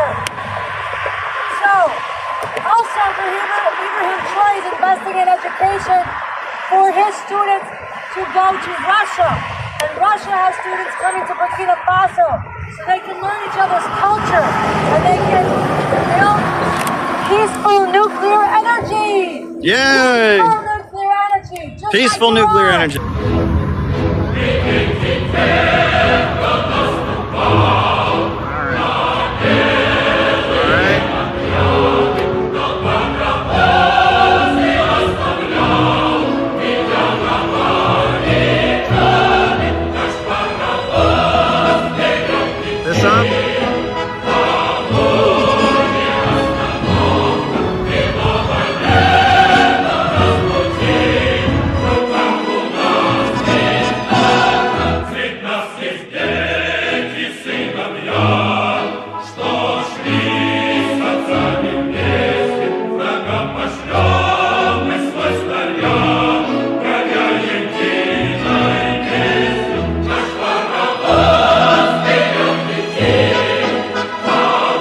Yep. And that is what we do at the Center for Political Innovation.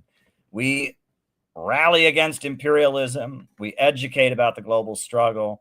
We're building a network of people. You should join the Center for Political Innovation. This is what we're all about. And now we're figuring out how it is. Yeah, we got people in Portland. Yeah.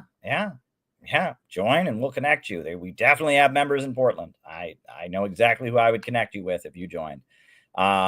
Join the Center for Political Innovation. We could use you as a member. We have our membership meetings every Saturday. Once you come to a Saturday meeting, we can put you in the chat group with the membership at large. And yeah, it's great. We just had our national convention, and more videos of the convention are coming along. So yeah, we're doing it, folks. We're doing it. So names and locations. I will call you out as I see you. Names and locations. Who is with us? We got Mike in Portland. Mike in Portland is with us. Names and locations. Who else is with us tonight? Names and locations. Who else is with us? Names and locations. George Muniz in Sydney. Bendigo, Australia. The great David Fox. His talk will be up soon. Mike in Portland, George in Sydney, Rise from Adelaide, Australia, Jacob from Wisconsin, Alex in Brazil, Gabby in Chicago, Penny from Minnesota, Owen in the confused nation of Canada. There we go. St. David's, Bermuda. Welcome. Names and locations, folks. Names and locations. Anybody else? Kew Gardens, Queens. Ellie in Chicago. Welcome, Ellie, St. David's, Bermuda. Names and locations. John in Chicago. Good to have you, John. Jenny in Cincinnati. Good to have you. The seasoned noob in China. Welcome. Rose, with my heart in Luanda tonight. Absolutely. Absolutely. Names and locations, folks. Names and locations. Anybody else with us? Names and locations. Names and locations. Well, you all tonight, you have sent, we've got 2 Rumble rants that have come in, and we got 1 Cash App came in from Gabby. And so I generally, Kinkle is in Joshua Tree. We love you, Kinkle. You're a beloved member of the group. We generally answer the Cash App questions first. Lars from Mars. All right. However, tonight I'm going to give you all another chance to send in your questions before we start answering questions. And that is going to be, we are going to give you one more chance here. And while I do that, I'm going to play a song for you all. We love to play music on here. I'm going to give you another chance to send in any questions you got. We got 2 Rumble rants and 1 question from Gabby that she sent as a Cash App. Questions can be sent via Rumble rants on Rumble or Caleb Moppin 22 on Cash App. But we're going to play a song that is not actually Irish. Right? Wild story. Wow.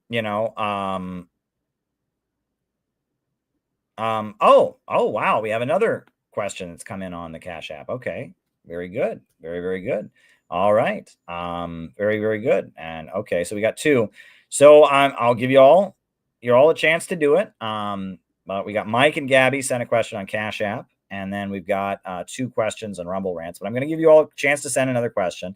And while I do it, I'm going to play a song that's not actually Irish. This is a song that was an English drinking song. It was originally about England. And then in America, they adapted it for vaudeville theater to be about Irish people. The song was originally called Kelly from the Isle of Man, and it was an English pub song. And then I guess in 1915 in America, they wanted to do it for American audiences, and there were a lot of Irish Americans. So they changed it to be Kelly from the Emerald Isle. And it is not Irish, actually. It was an English pub song, and they adapted it for vaudeville theater in America. And it plays up Irish stereotypes a little bit.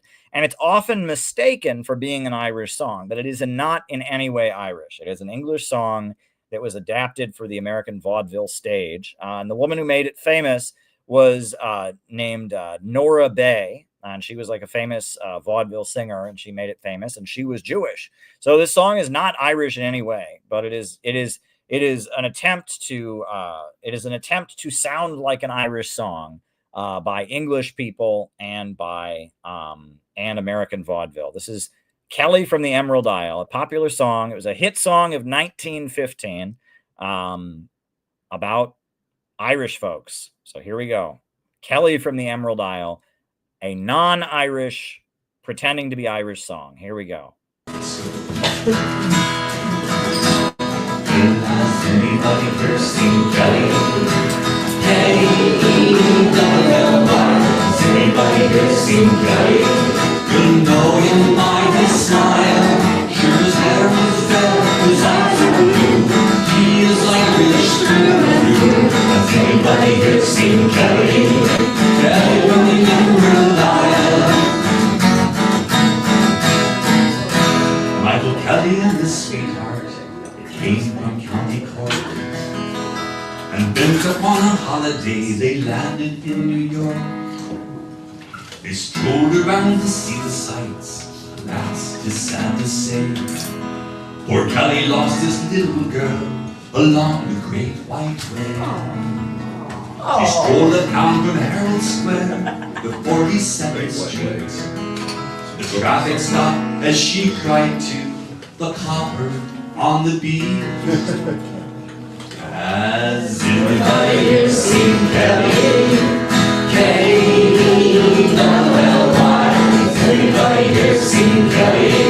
You know him by his smile. Sure his hair is red, his eyes are blue. He is Irish through and through. Has anybody here seen Kelly? Kelly from the Emerald Isle. Over anew, a band began to play. 10,000 men were marching for it was St. Patrick's Day. The wearing of the green rang out upon the morning air. 'Tis Kelly's favorite song, so Mary said, I'll find him there. She climbed upon the grandstand for my report to see. 500 Kellys left the ranks in answer to her plea. Has anybody here seen Kelly? Kelly, well, why? Has anybody here seen Kelly? You know him by his smile. Sure his hair is red, his eyes are blue. He is Irish through and through. Has anybody here seen Kelly? Kelly from the Emerald Isle. Has anybody here seen Kelly? Kelly, your resident. Has anybody here seen Kelly? You know him by his smile. Sure his hair is red, his eyes are blue. He is Irish through and through. Has anybody here seen Kelly? Kelly from the Emerald Isle. Yeah. So his hair is red, his eyes are blue. He is Irish through and through.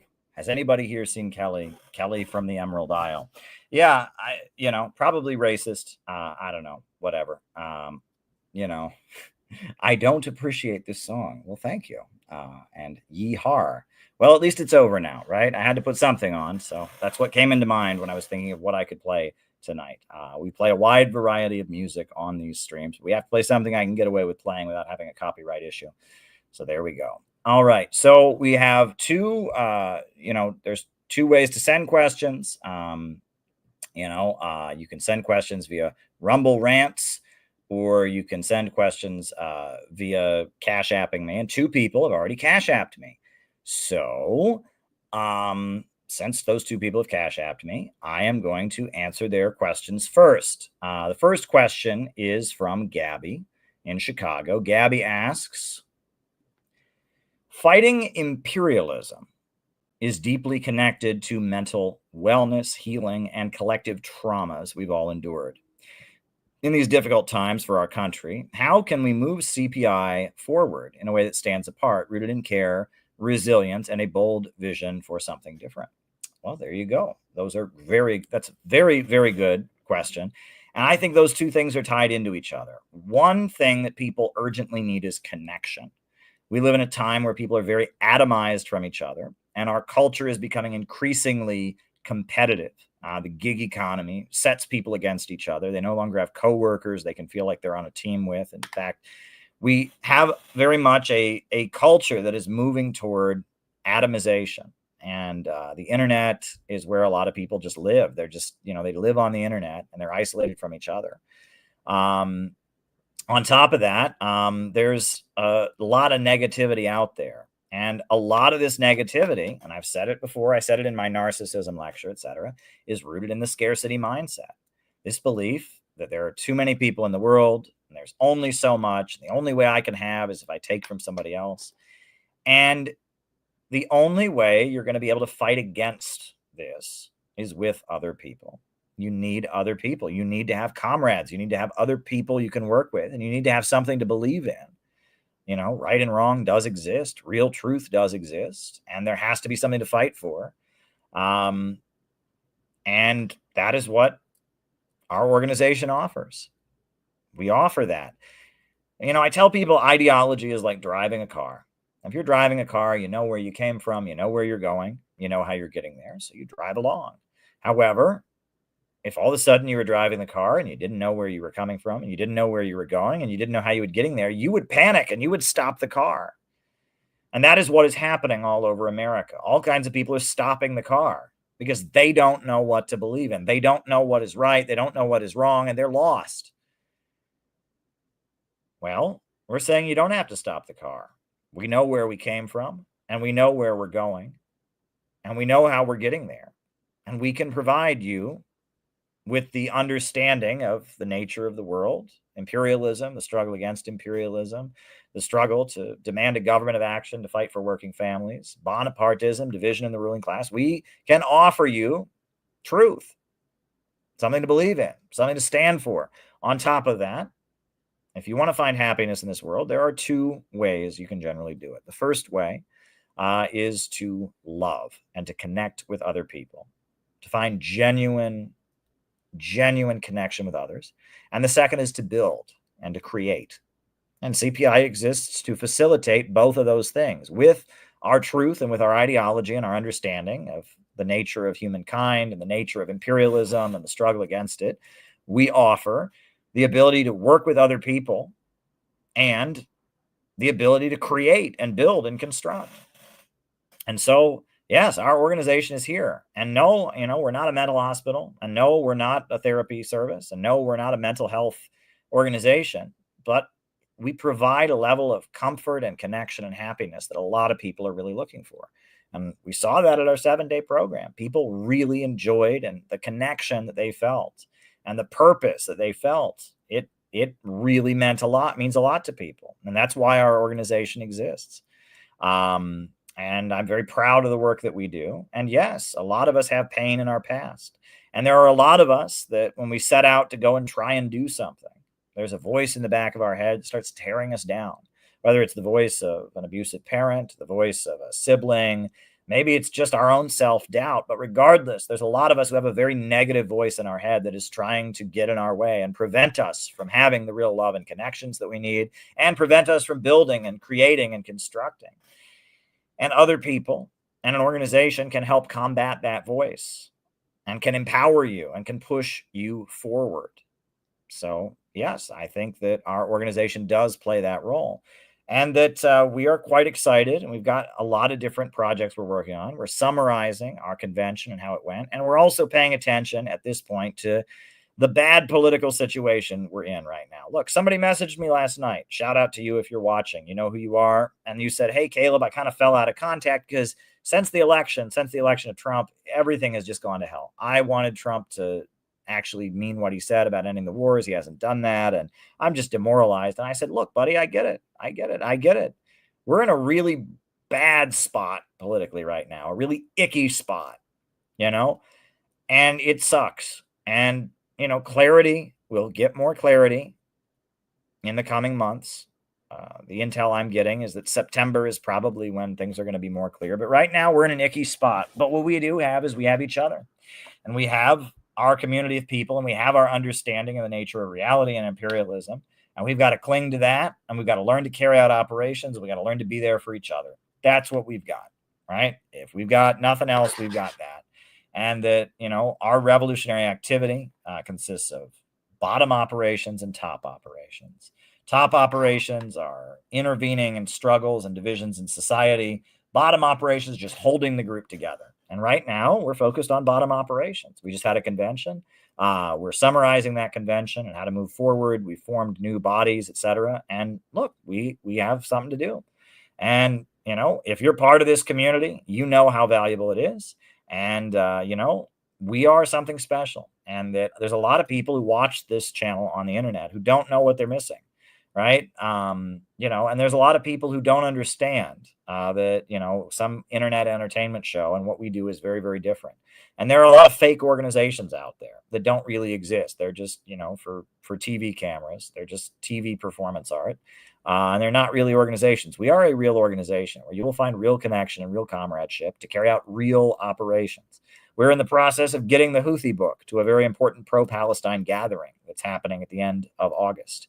We're figuring out how to pull that off, right? We drained a lot of our resources to do the convention, but it was worth it. And we're still getting the payout from our convention. But amid that, we're trying to figure out how we can get our Houthi book to the important pro-Palestine convention happening pretty soon. So we're doing good stuff. So dare to struggle, dare to win. And that's a great question that you asked, Gabby. Now, the next question is from Mike in Portland. And Mike asks, in What is Innovationism? That's the introduction to CPI book that we have on our website, which you can get for free, right? If you go to the CPI website, You know, you can get it for free, you know, in the works page, books and pamphlets. You go there, you can download the PDF for 100% free of charge, you know, and you can read all about what our organization stands for. You know, and he's asking about in the What is Innovationism book, right? In the What is Innovationism book, he asks, we look to the Bolivarian circles of Venezuela, the Citizens' Power Councils of Nicaragua, the Besieged Councils of Iran, the unemployed movement in the USA during the Great Depression. Can you give a brief summary of each of these and what we can learn from them as Americans? Sure.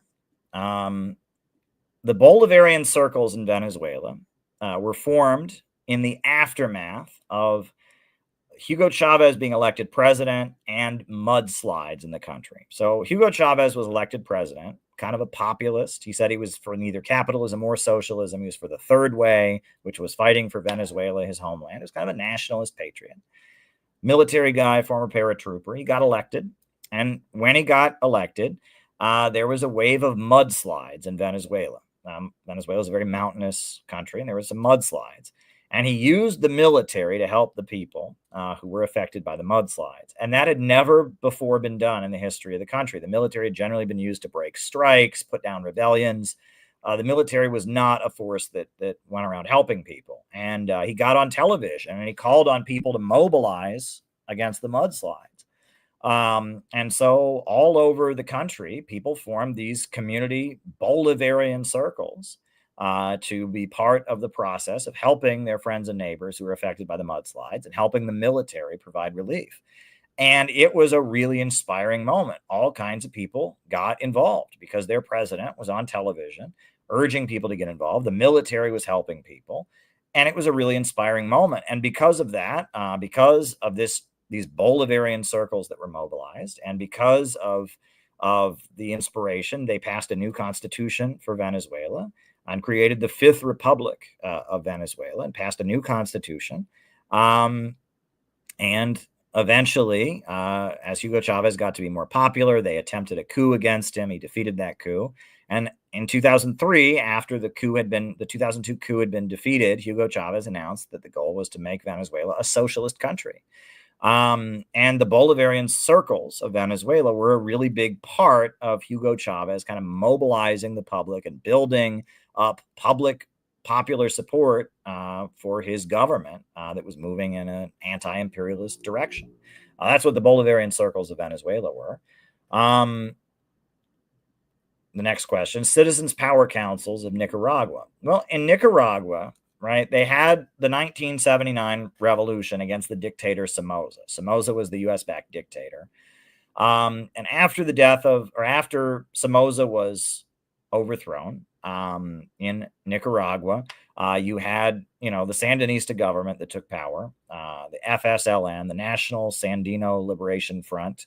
The Sandinistas were in power, and Cuba started bringing in literacy volunteers and medical volunteers, and the USA funded the Contras, and there was a decade-long civil war in Nicaragua against the Contras that were backed by the United States. The nasty group of drug dealers that were funded by the United States, kidnapping people, killing people. And the Catholic Church became a target of persecution because the Catholic Church was somewhat sympathetic to the Sandinista government, though not entirely. A lot of the Contras were trained in Georgia at the School of the Americas, and they were evangelicals. And a lot of the Catholic Church was mobilized to get the USA out of Nicaragua. This whole civil war. Ultimately, after the fall of the Soviet Union, they had an election in Nicaragua. The Sandinistas lost, and they were out of power for about 15 years. But then, after Hugo Chavez won the election in Venezuela, and Venezuela was moving towards socialism, and there was kind of a wave of anti-imperialism, Nicaragua re-elected Daniel Ortega. And Daniel Ortega, who had been a leader of the Sandinista revolution, he was re-elected president. And when he was re-elected president, he wanted to start moving the country towards socialism once again. And so he built these citizens' power councils across the country. And they kind of carry out the goals of the revolution on a local basis. And they're called Citizens' Power Councils. And, they tend to take direction from the Sandinista party. They tend to be very religious. And in fact, it's kind of interesting. In the 80s, it was the Catholic Church that was somewhat sympathetic to the Sandinistas. It was the evangelicals that opposed them. Now in Nicaragua, it is the evangelicals, the Pentecostals, who tend to support the Sandinistas, and the Catholic Church tends to be against them. The Catholic Church is wealthier Nicaraguans who are against the Sandinistas, whereas rural and indigenous folks tend to be Pentecostal, because a lot of the Pentecostal prayer practices are similar to indigenous prayer practices.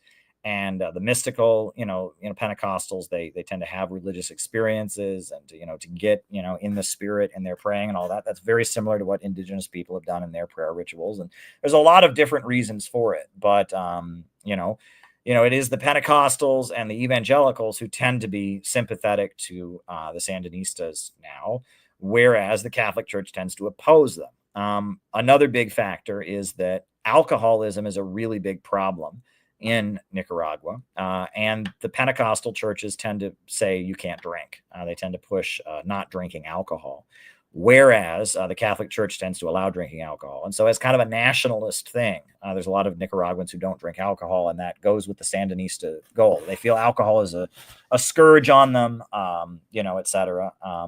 It's very fascinating. But anyhow, so the Sandinistas, they have these citizens' power councils. Now, the Basij councils in Iran, Basij means the mobilized oppressed, and Shia Islam really emphasizes the oppressed, because the imams of Shia Islam, right? That's the difference between Sunni and Shias. The Sunnis don't recognize any successors to the Prophet Muhammad. The Shia do. They recognize Imam Ali, and then Imam Hussein, and a number of imams after the Prophet Muhammad. Many of the imams were martyred fighting for the oppressed, for the poor. Imam Ali said, "I have never seen great wealth without great violation of rights piled up all around it." And martyrdom and standing with the oppressed is a really big part of the Shia Islamic tradition.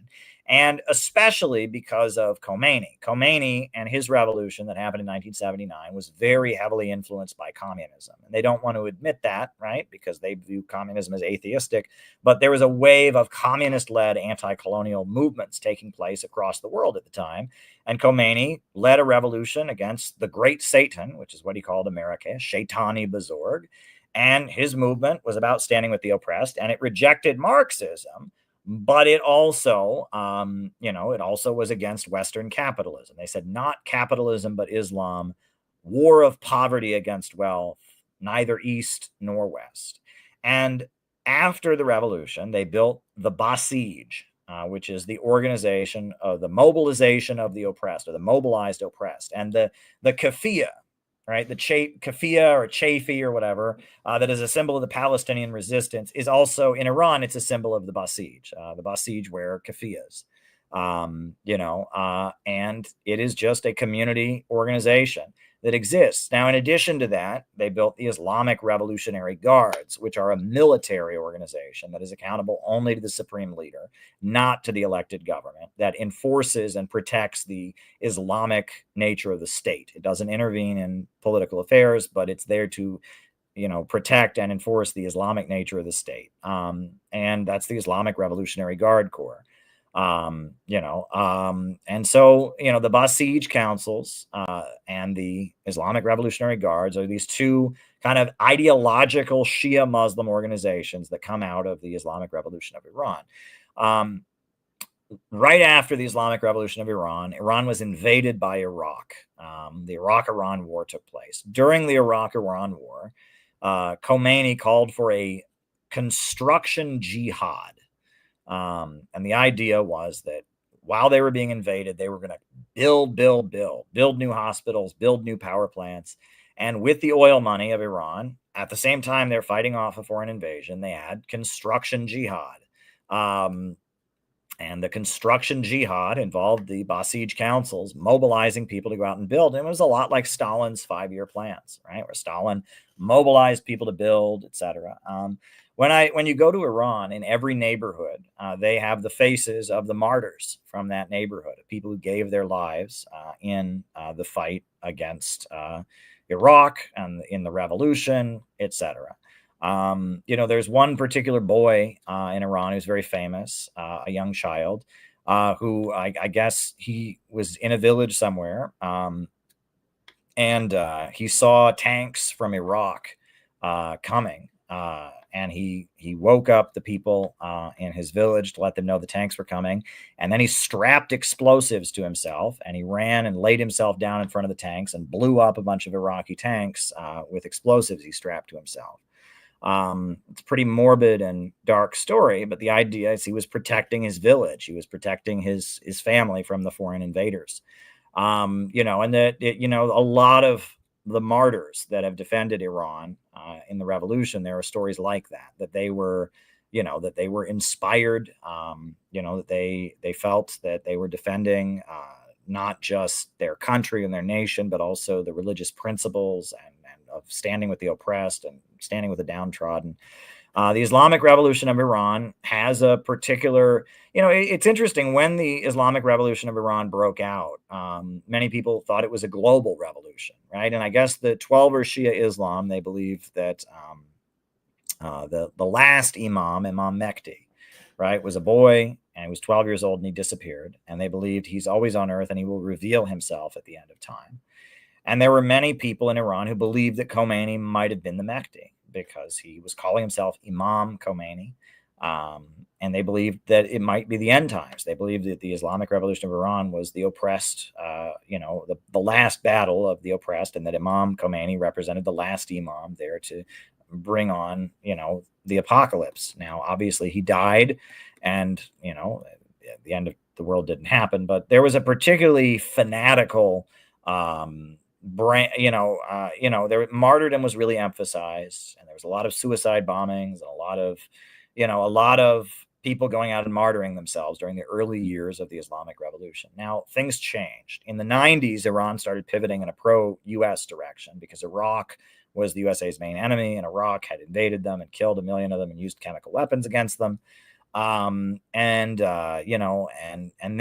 it was after Bush's Axis of Evil speech that Iran started really pivoting in an anti-imperialist direction because the oil prices were rising, because the USA was targeting them, and Ahmadinejad was elected, and he has a socialist, Marxist background, and all kinds of factors led to Iran being what it is today. And Iran it's a mixed bag. When the revolution first took place, they were very clear we are not a Marxist country, right? And, that they were not going to align with the Soviet Union. They were against capitalism, but it was neither East nor West. They were not for the Western system, and they were not for the Soviet system. And then in the 90s, Iran pivoted. It was pivoting pretty pro-Western.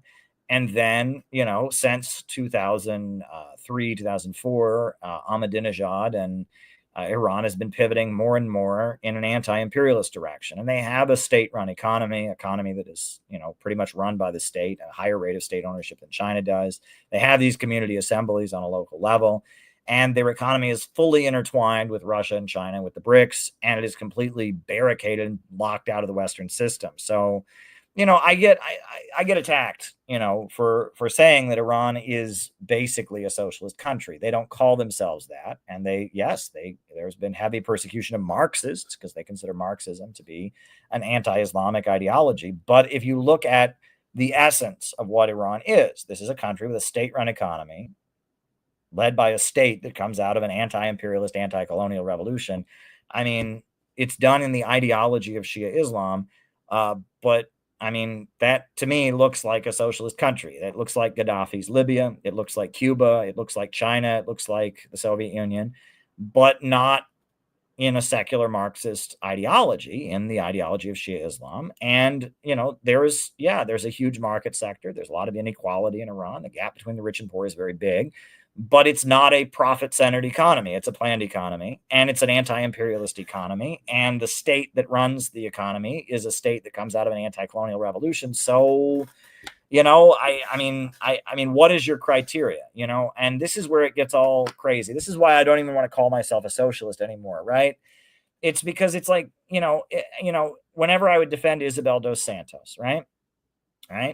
She's, her father was the leader of a Marxist-Leninist party that defeated the Portuguese and was armed by Cuba, and they have a state-run economy. But yeah, she's very wealthy. Yeah, there's a huge market sector there.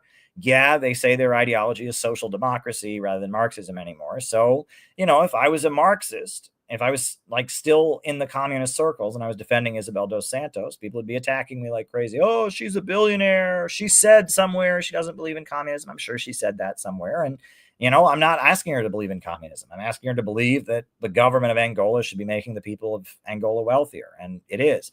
I'm not asking her to believe in Marxism. I'm asking her to believe that the imperialists shouldn't be running Angola, and that she should be using the natural resources and the state-run bank, et cetera, to make the life of the people of Angola better, and in coordination with Russia and China. And it's like communism is this thing that people get so stuck on, where it's like they care about the red flag, they care about the hammer and sickle, they care about dialectical materialism, they care about Stalin, and they don't care about its essence.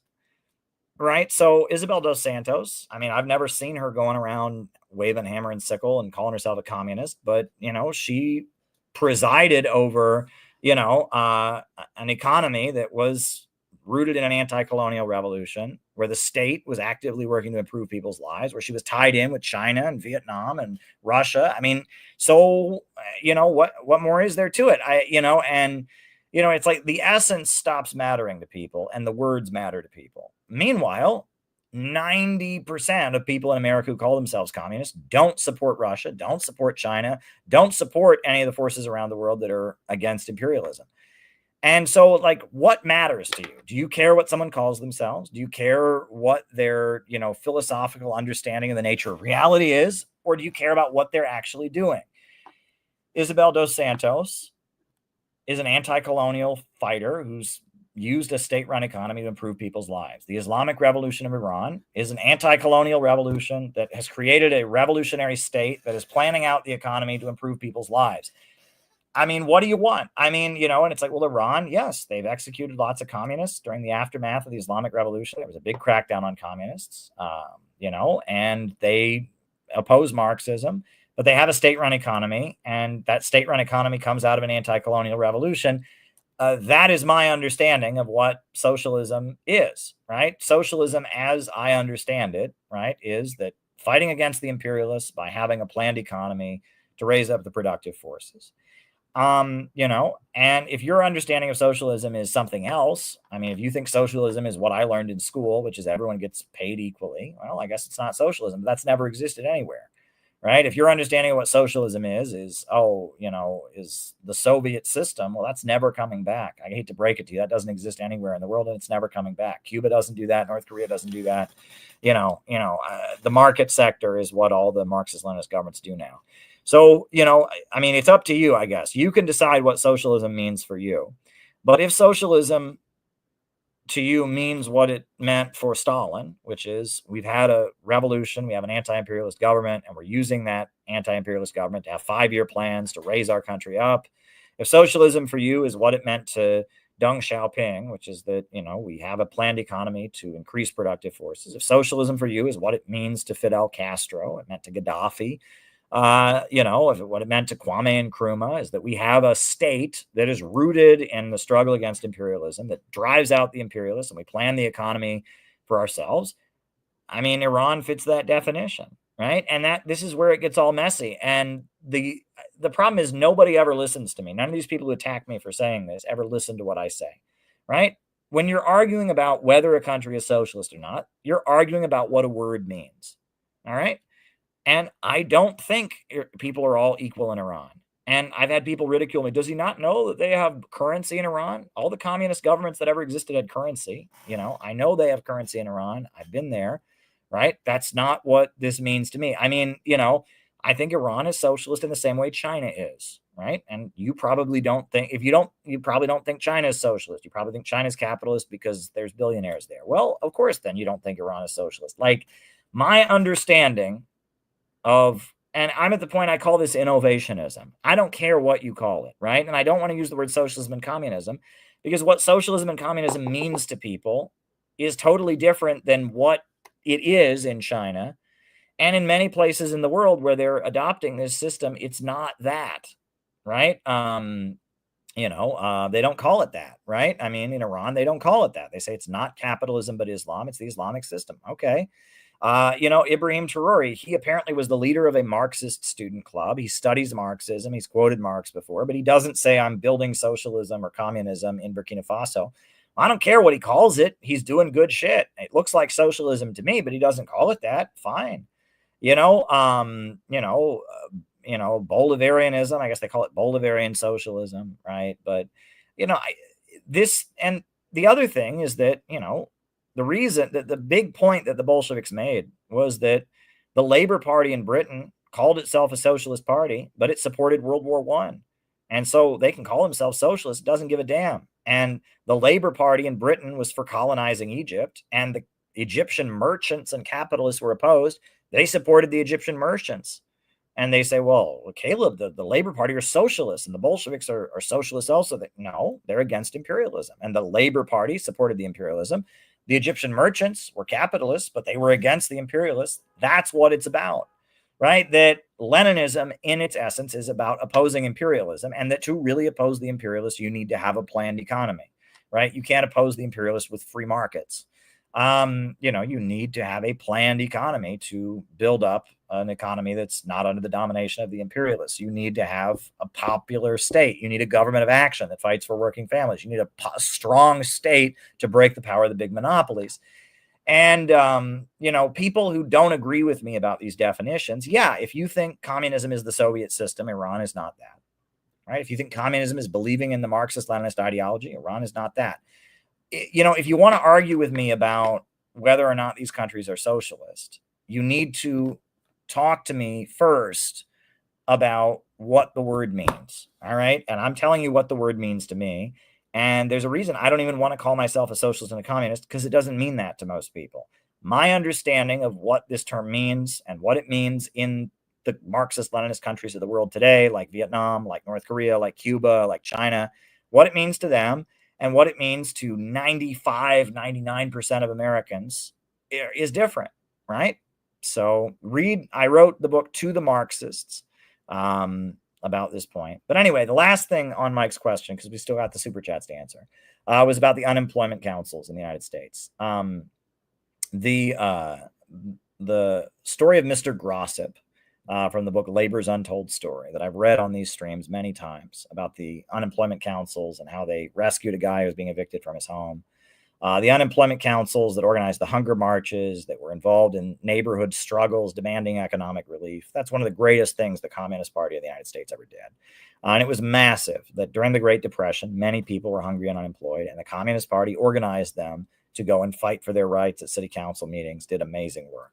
It was a moment where the Communist Party really stepped up. It was probably the greatest thing they did. And it was these kind of community assembly operations. So yeah, that was a great question from Mike. But we got a lot of super chats to answer now too. All right. Anoan says, great reporting on the recent mass shooting. Saved me from the media brainwash. Also appreciated the book reading and recent achievements. You guys are doing God's work. Thoughts on the EU tariff? Well, thank you. I'm glad you like that. It's interesting. I have not been sure if doing news cycle stuff is actually helpful or not. But, I cut the clip of the mass shooting from last night's stream and I posted it before I went to bed. And it actually, it did well. I don't think YouTube views are real. I don't think YouTube views even matter at this point, right? The internet is completely rigged. And, we're trying to build an in real life group, which is what this country needs. We're not trying to build, an internet channel. That said, the mass shooting, hey, I had to go and report on it. So I thought I might talk about it on these streams, talk about some of the things about it that were weird. I cut the clip. It did okay. Great. And the book reading. Yeah, this is an important book, Divisions in the Ruling Class. And I've got the actual full audio book of it will upload soon. That'll be on Sunday. I think it'll premiere, and then we'll have the audio book. And that, the books I really enjoy writing, and I sell a lot of books. And, so, we're going to try to read more books on these streams. It's just something we can do. And, distributing these books and getting the message out is something that CPI has done a lot.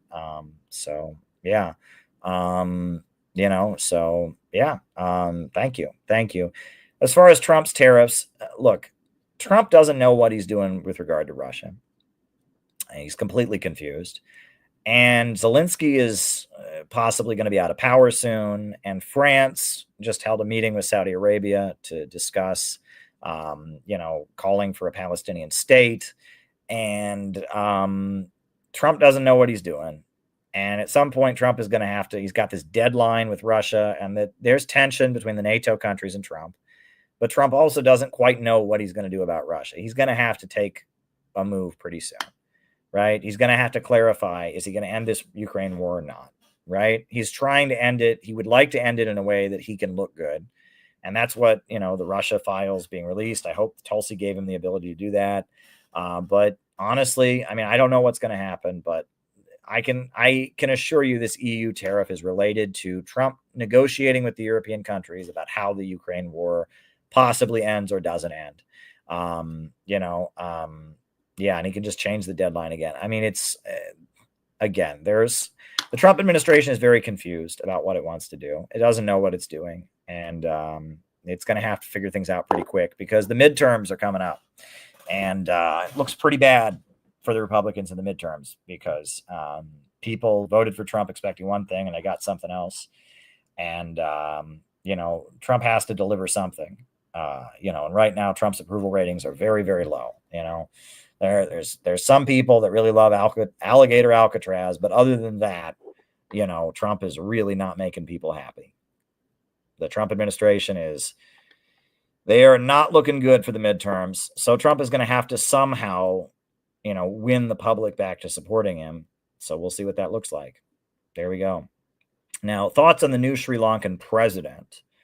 Yeah, he is very pro-China. He's from a communist party that has ties to North Korea, a special relationship with North Korea, which is interesting. He's from a Marxist-Leninist communist party.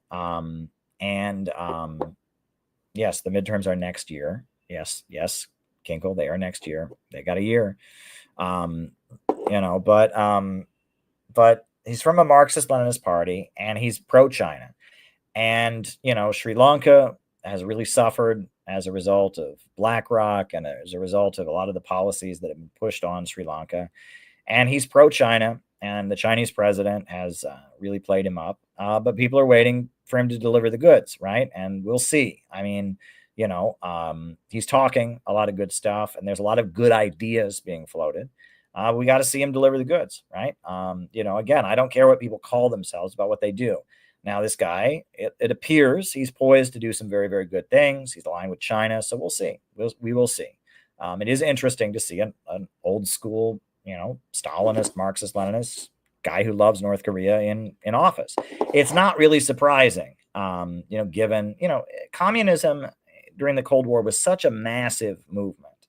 If you look at the African continent, right, there's so many political parties that are in power now that were once communist parties, have communist roots, even if they've changed. And it's not really surprising. You go to India, you go to, big parts of the world where there are massive communist organizations or formerly communist organizations or organizations with communist roots. The stigma that we have against communism in America is very, very, it's very ignorant.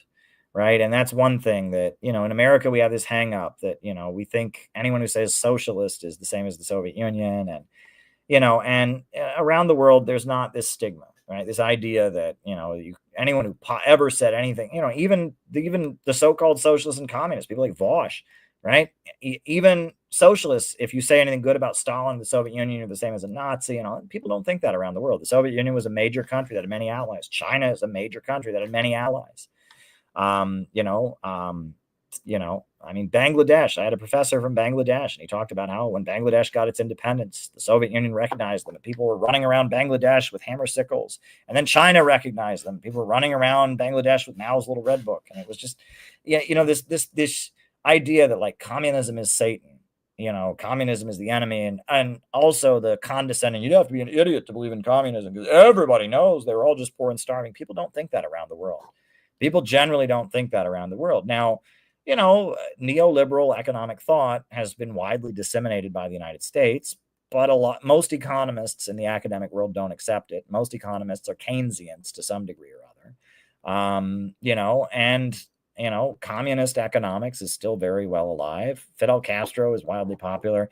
This bubble that people live in, and libertarianism is largely, and this is a problem.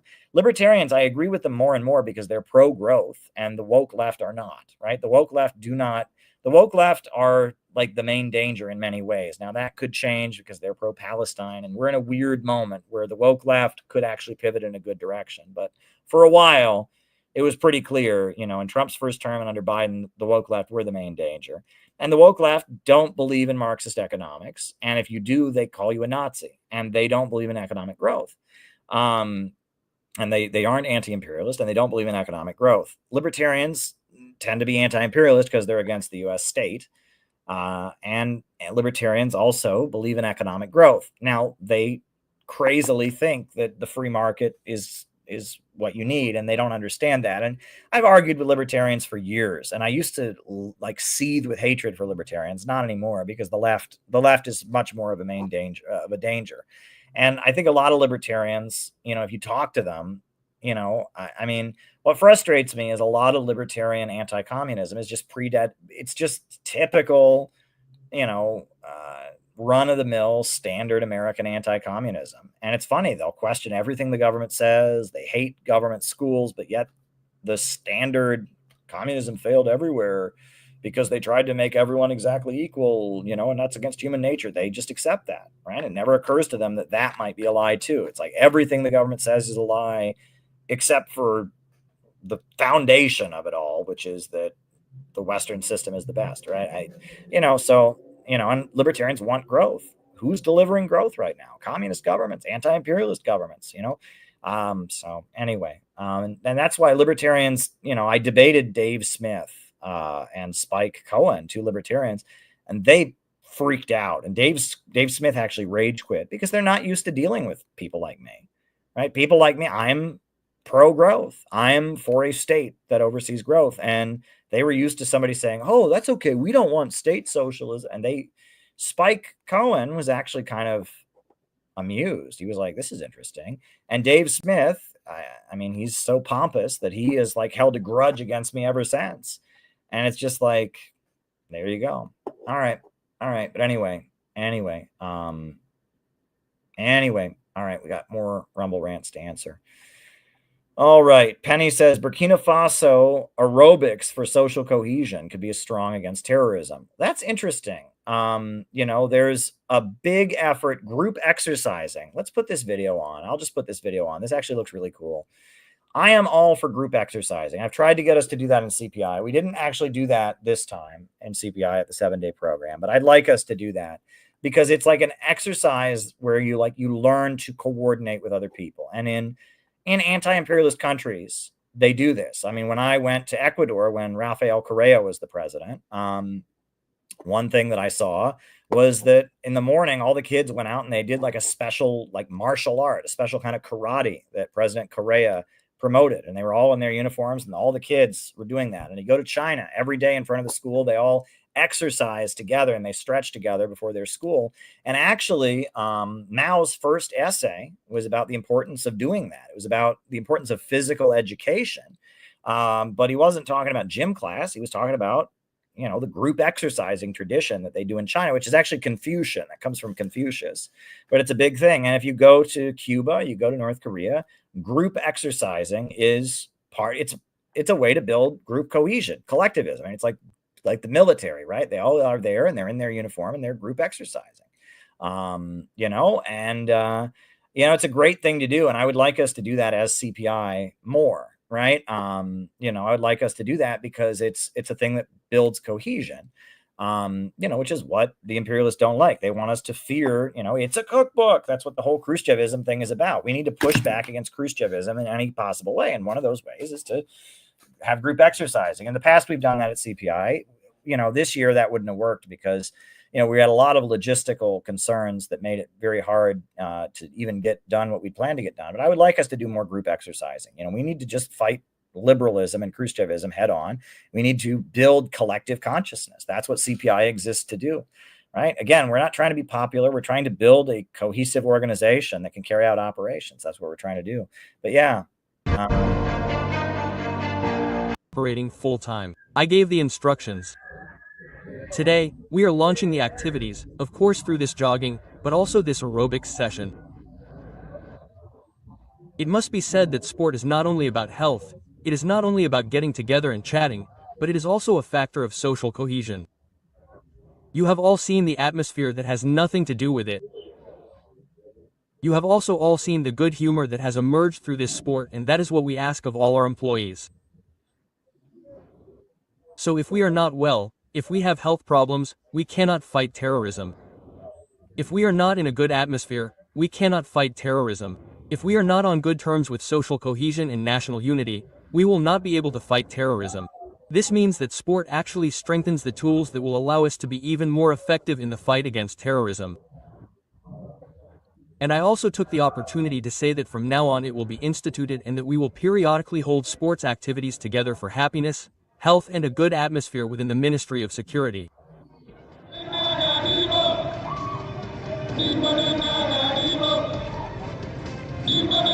Marivo, Key.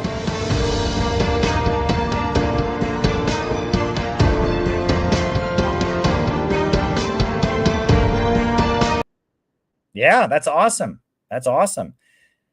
That's awesome. Yeah, I think that's great. And that, again, these kinds of little things, they're not the kind of things you read about in political books, but, you know, the Young Communist League used to do stuff like that. Even some of the Maoist groups had running clubs, they were called. And yeah, you know, but the point is they're coordinating their actions, right? They're doing the same motions. They're wearing the same uniform, right? It's about building that collective consciousness so that you can carry out operations effectively. There you go. So Kinky asks, this is an interesting question. I think you know the answer to it, Kinky, but it's good that you're asking. Were you thinking about innovationism when you started CPI, or did you decide to make that change later? Yeah, I wasn't thinking about it. I had in my mind, if you go back and watch these videos, you know, my mindset was that, you know, we were the real communists, right? That was my thinking. We were the real communists. And for a long time, we fought for the right to be the real communists. And that is a long, complicated story that I can tell you, you know, which you've seen. You've been here since practically the beginning, Kinkle. You know, we fought to be the real communists. We endured, we fought, people aligned with us. And, you know, it's gotten to the point that, you know, so for a while, the idea was that we would stand against wokeness, against the woke left, and we would be the real communists. And then that got taken from us, right? Then a group of, you know, nasty fake influencers, you know, took that from us and were boosted. And it got to the point that, like, okay, on the one hand, it was very, very hard to say, well, we're the real communists and these are the fakes.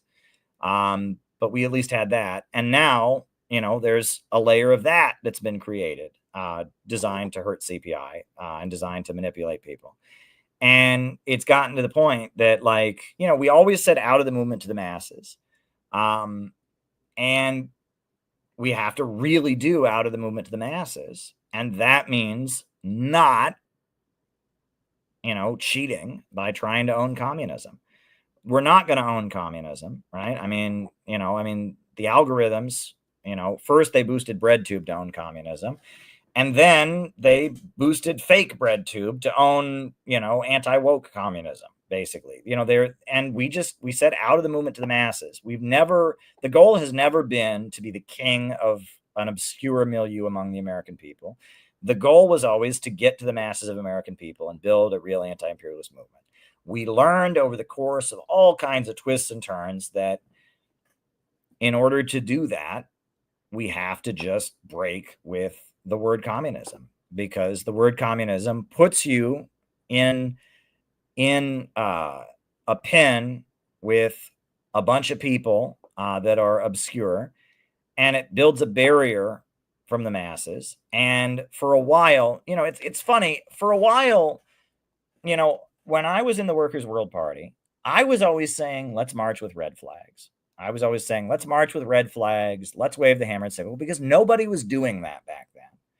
And what the Workers' World Party didn't understand is they were trying to build the movement like it was the 60s. And they didn't understand that people, young people who become communists in our time are looking for an identity, right? And I was saying we need to offer that identity, right? And so I was much more in favor of the LARPy stuff and all of that because that was correct. No one else was offering that identity. We could be the ones to provide that identity. Well, for years I said that, and I kind of pioneered doing it, and then other forces took it, right? And they took it on. Other forces that are, you know, are manipulative took it on. So at that point, you know, we had to move on. You know, I've always said out of the movement to the masses. The goal has always been to get to the masses. For a while, it was strategic to build up a core of people by kind of owning the communist aesthetic because communist groups weren't doing that. Communist groups didn't. They had this, you know, self-hatred. Oh, we don't want, you know, so we were trying to own the layer of people that were attracted to that identity. Well, you know, we were ahead of the game on that, but then that got taken from us by grifters, you know, by, you know, phony social media people. So we have to move ahead. Also, I mean, from the beginning, you can watch one of the most popular videos on this channel is me talking about what is dialectical materialism. And I explained that I didn't really agree with dialectical materialism. I believe in God, you know, and that, you know, there are, you know, the communist world has changed a lot and that innovationism is a uniquely American brand. In Latin America, it's called Bolivarianism. In Iran, it's called not capitalism, but Islam. In, you know, in the Arab world, they have Baathism. In China, they have socialism with Chinese characteristics. In Russia, you know, Putin has his whole thing going on with the Russian Orthodox Church, the new Russian patriotism or whatever. Innovationism is the American brand of anti-imperialism, pro-growth, pro-working families politics. I view that as taking the best from communism and leaving behind the aesthetic and the label and a way to stay out of fighting over the name, basically, right? You know, there are very cynical actors out there who don't want to actually win. They just want to be internet famous. And they are constantly manipulating to own the name, right? We need to move away from the name. And the fact that there are people who that is their reason they don't like me is because I've moved away from the name. That tells me those people had no understanding of what we were doing here at all. Again, there are people that if I was a Trotskyite, if I turned against the Soviet Union, I turned against China, turned against Russia, embraced the woke left, they'd be fine with that as long as I still called myself a communist. Well, I'm sorry. I don't want followers like that, right? I'm not here to give you a badge you can wear to say I'm a communist. I am not here to do that. I'm here to fight imperialism. I'm here to put forward real policy solutions and build a real organization to change the world. And yeah, you know, there's a layer of people who decided, oh, I'm not going to call myself a communist anymore. I don't want to be around. Well, I mean, you clearly didn't get what this was about then, did you? You know, they didn't get what this was all about, right? You know, they clearly don't understand what this is all about. And, you know, so anyway, long answer. Kinkle's telling me to stop talking about this because it gets a little depressing after a while. I mean, it gets a little depressing. So let's change the subject. Anyway, did you know that Keaton Weiss, Do Dissidents, advertised the annual CPI a week before the event saying that one of your dissidents, Kinky, would be going if you're in Chicago? Oh, okay. He told me he was going to do that, and he did it. Well, that's great. I will send him a thank you.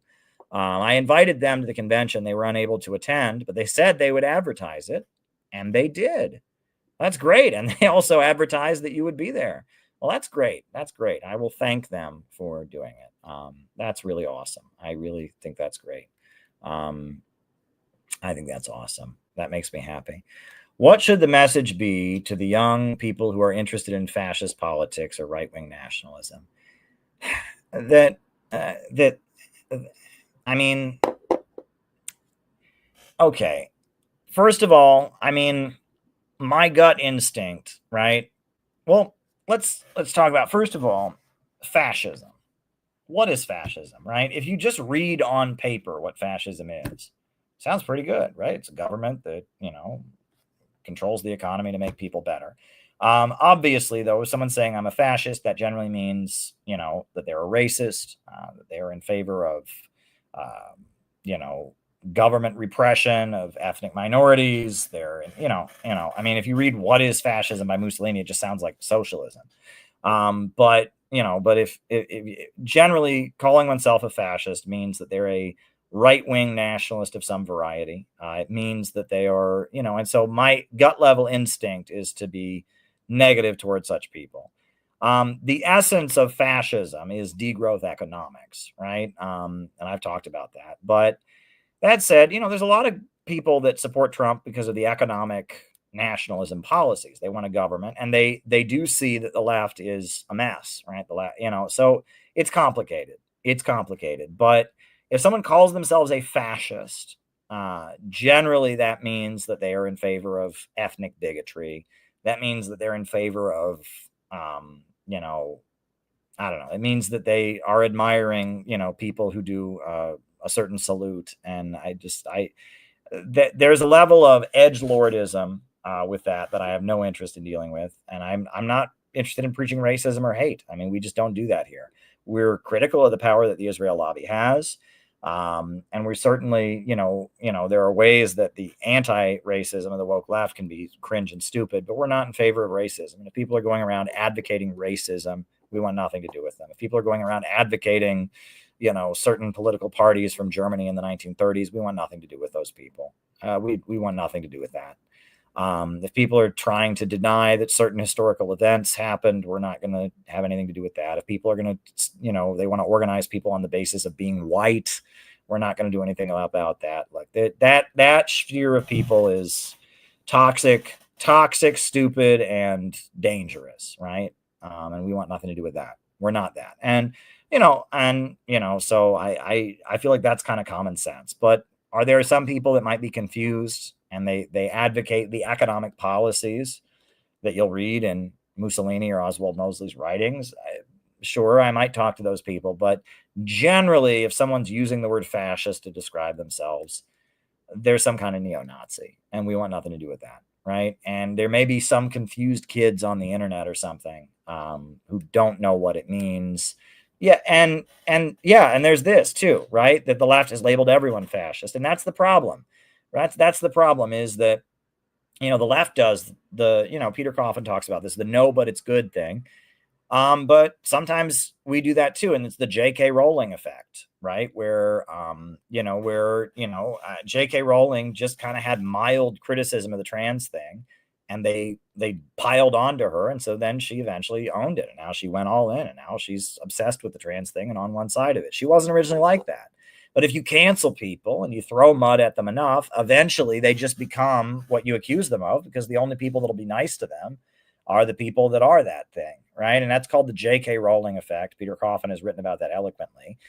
And, there may be a layer of people that are not fascists. They're just genuine leftists. They're just interested in socialist economics, and the woke left is so insane and cancels them. They go, okay, I'm that.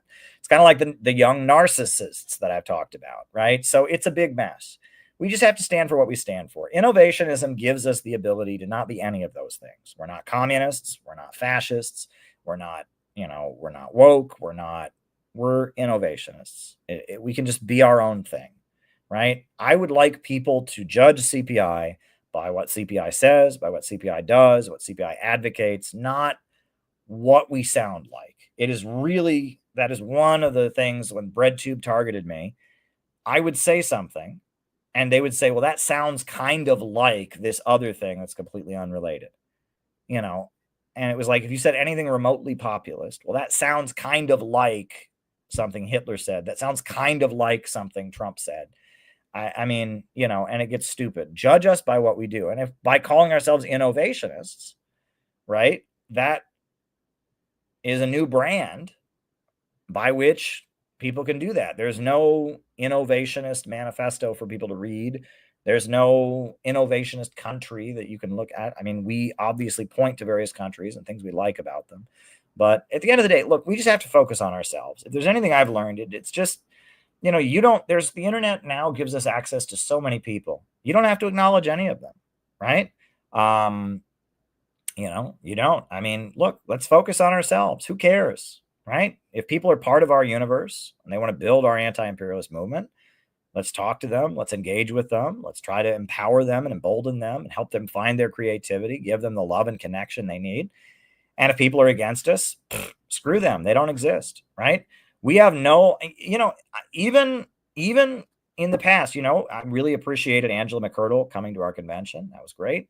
I really appreciated having the Uhuru movement there. I really appreciated having Keith Preston there and Jeff Young and other people. But, CPI, we have bent over backwards to roll out the red carpet for these kind of various influencers, some of whom I mean, Scott Ritter's awesome.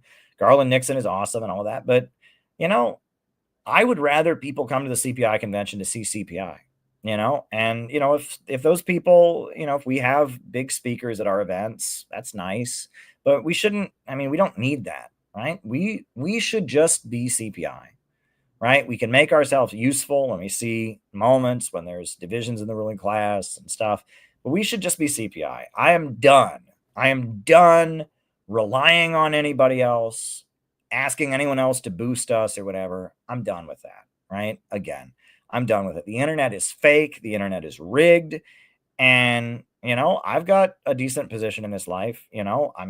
Donations are always great and it's good to raise money so we can carry out operations. But at the end of the day, I have a good paying job through which I can fund activities. We have dues paying members who believe in this. We have, we don't need to play the popularity game. We have a job to do and we have the ability to effectively carry out that job. And if people pay attention and applaud, great. And if people don't notice, and if people ignore us or boycott us, who cares? Who cares? You know what I mean? We have got shit to do. So we just got to do it. And we really need to just get out of the mindset that we need anybody else to give us anything.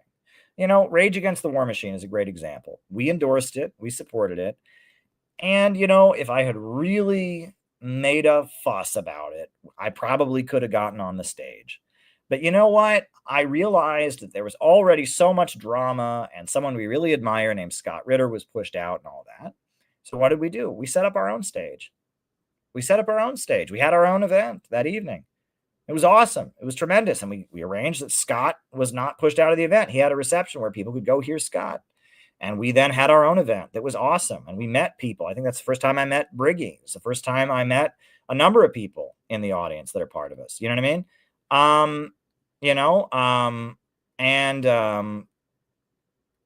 Yeah. So there you go. Yeah.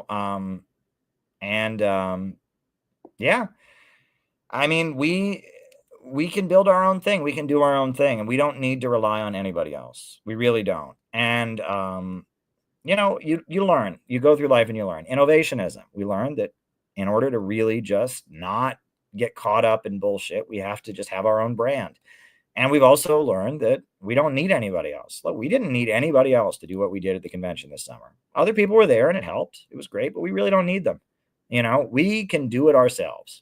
Right. And that is one thing. And that is one thing that, people who get demoralized, they just don't get it.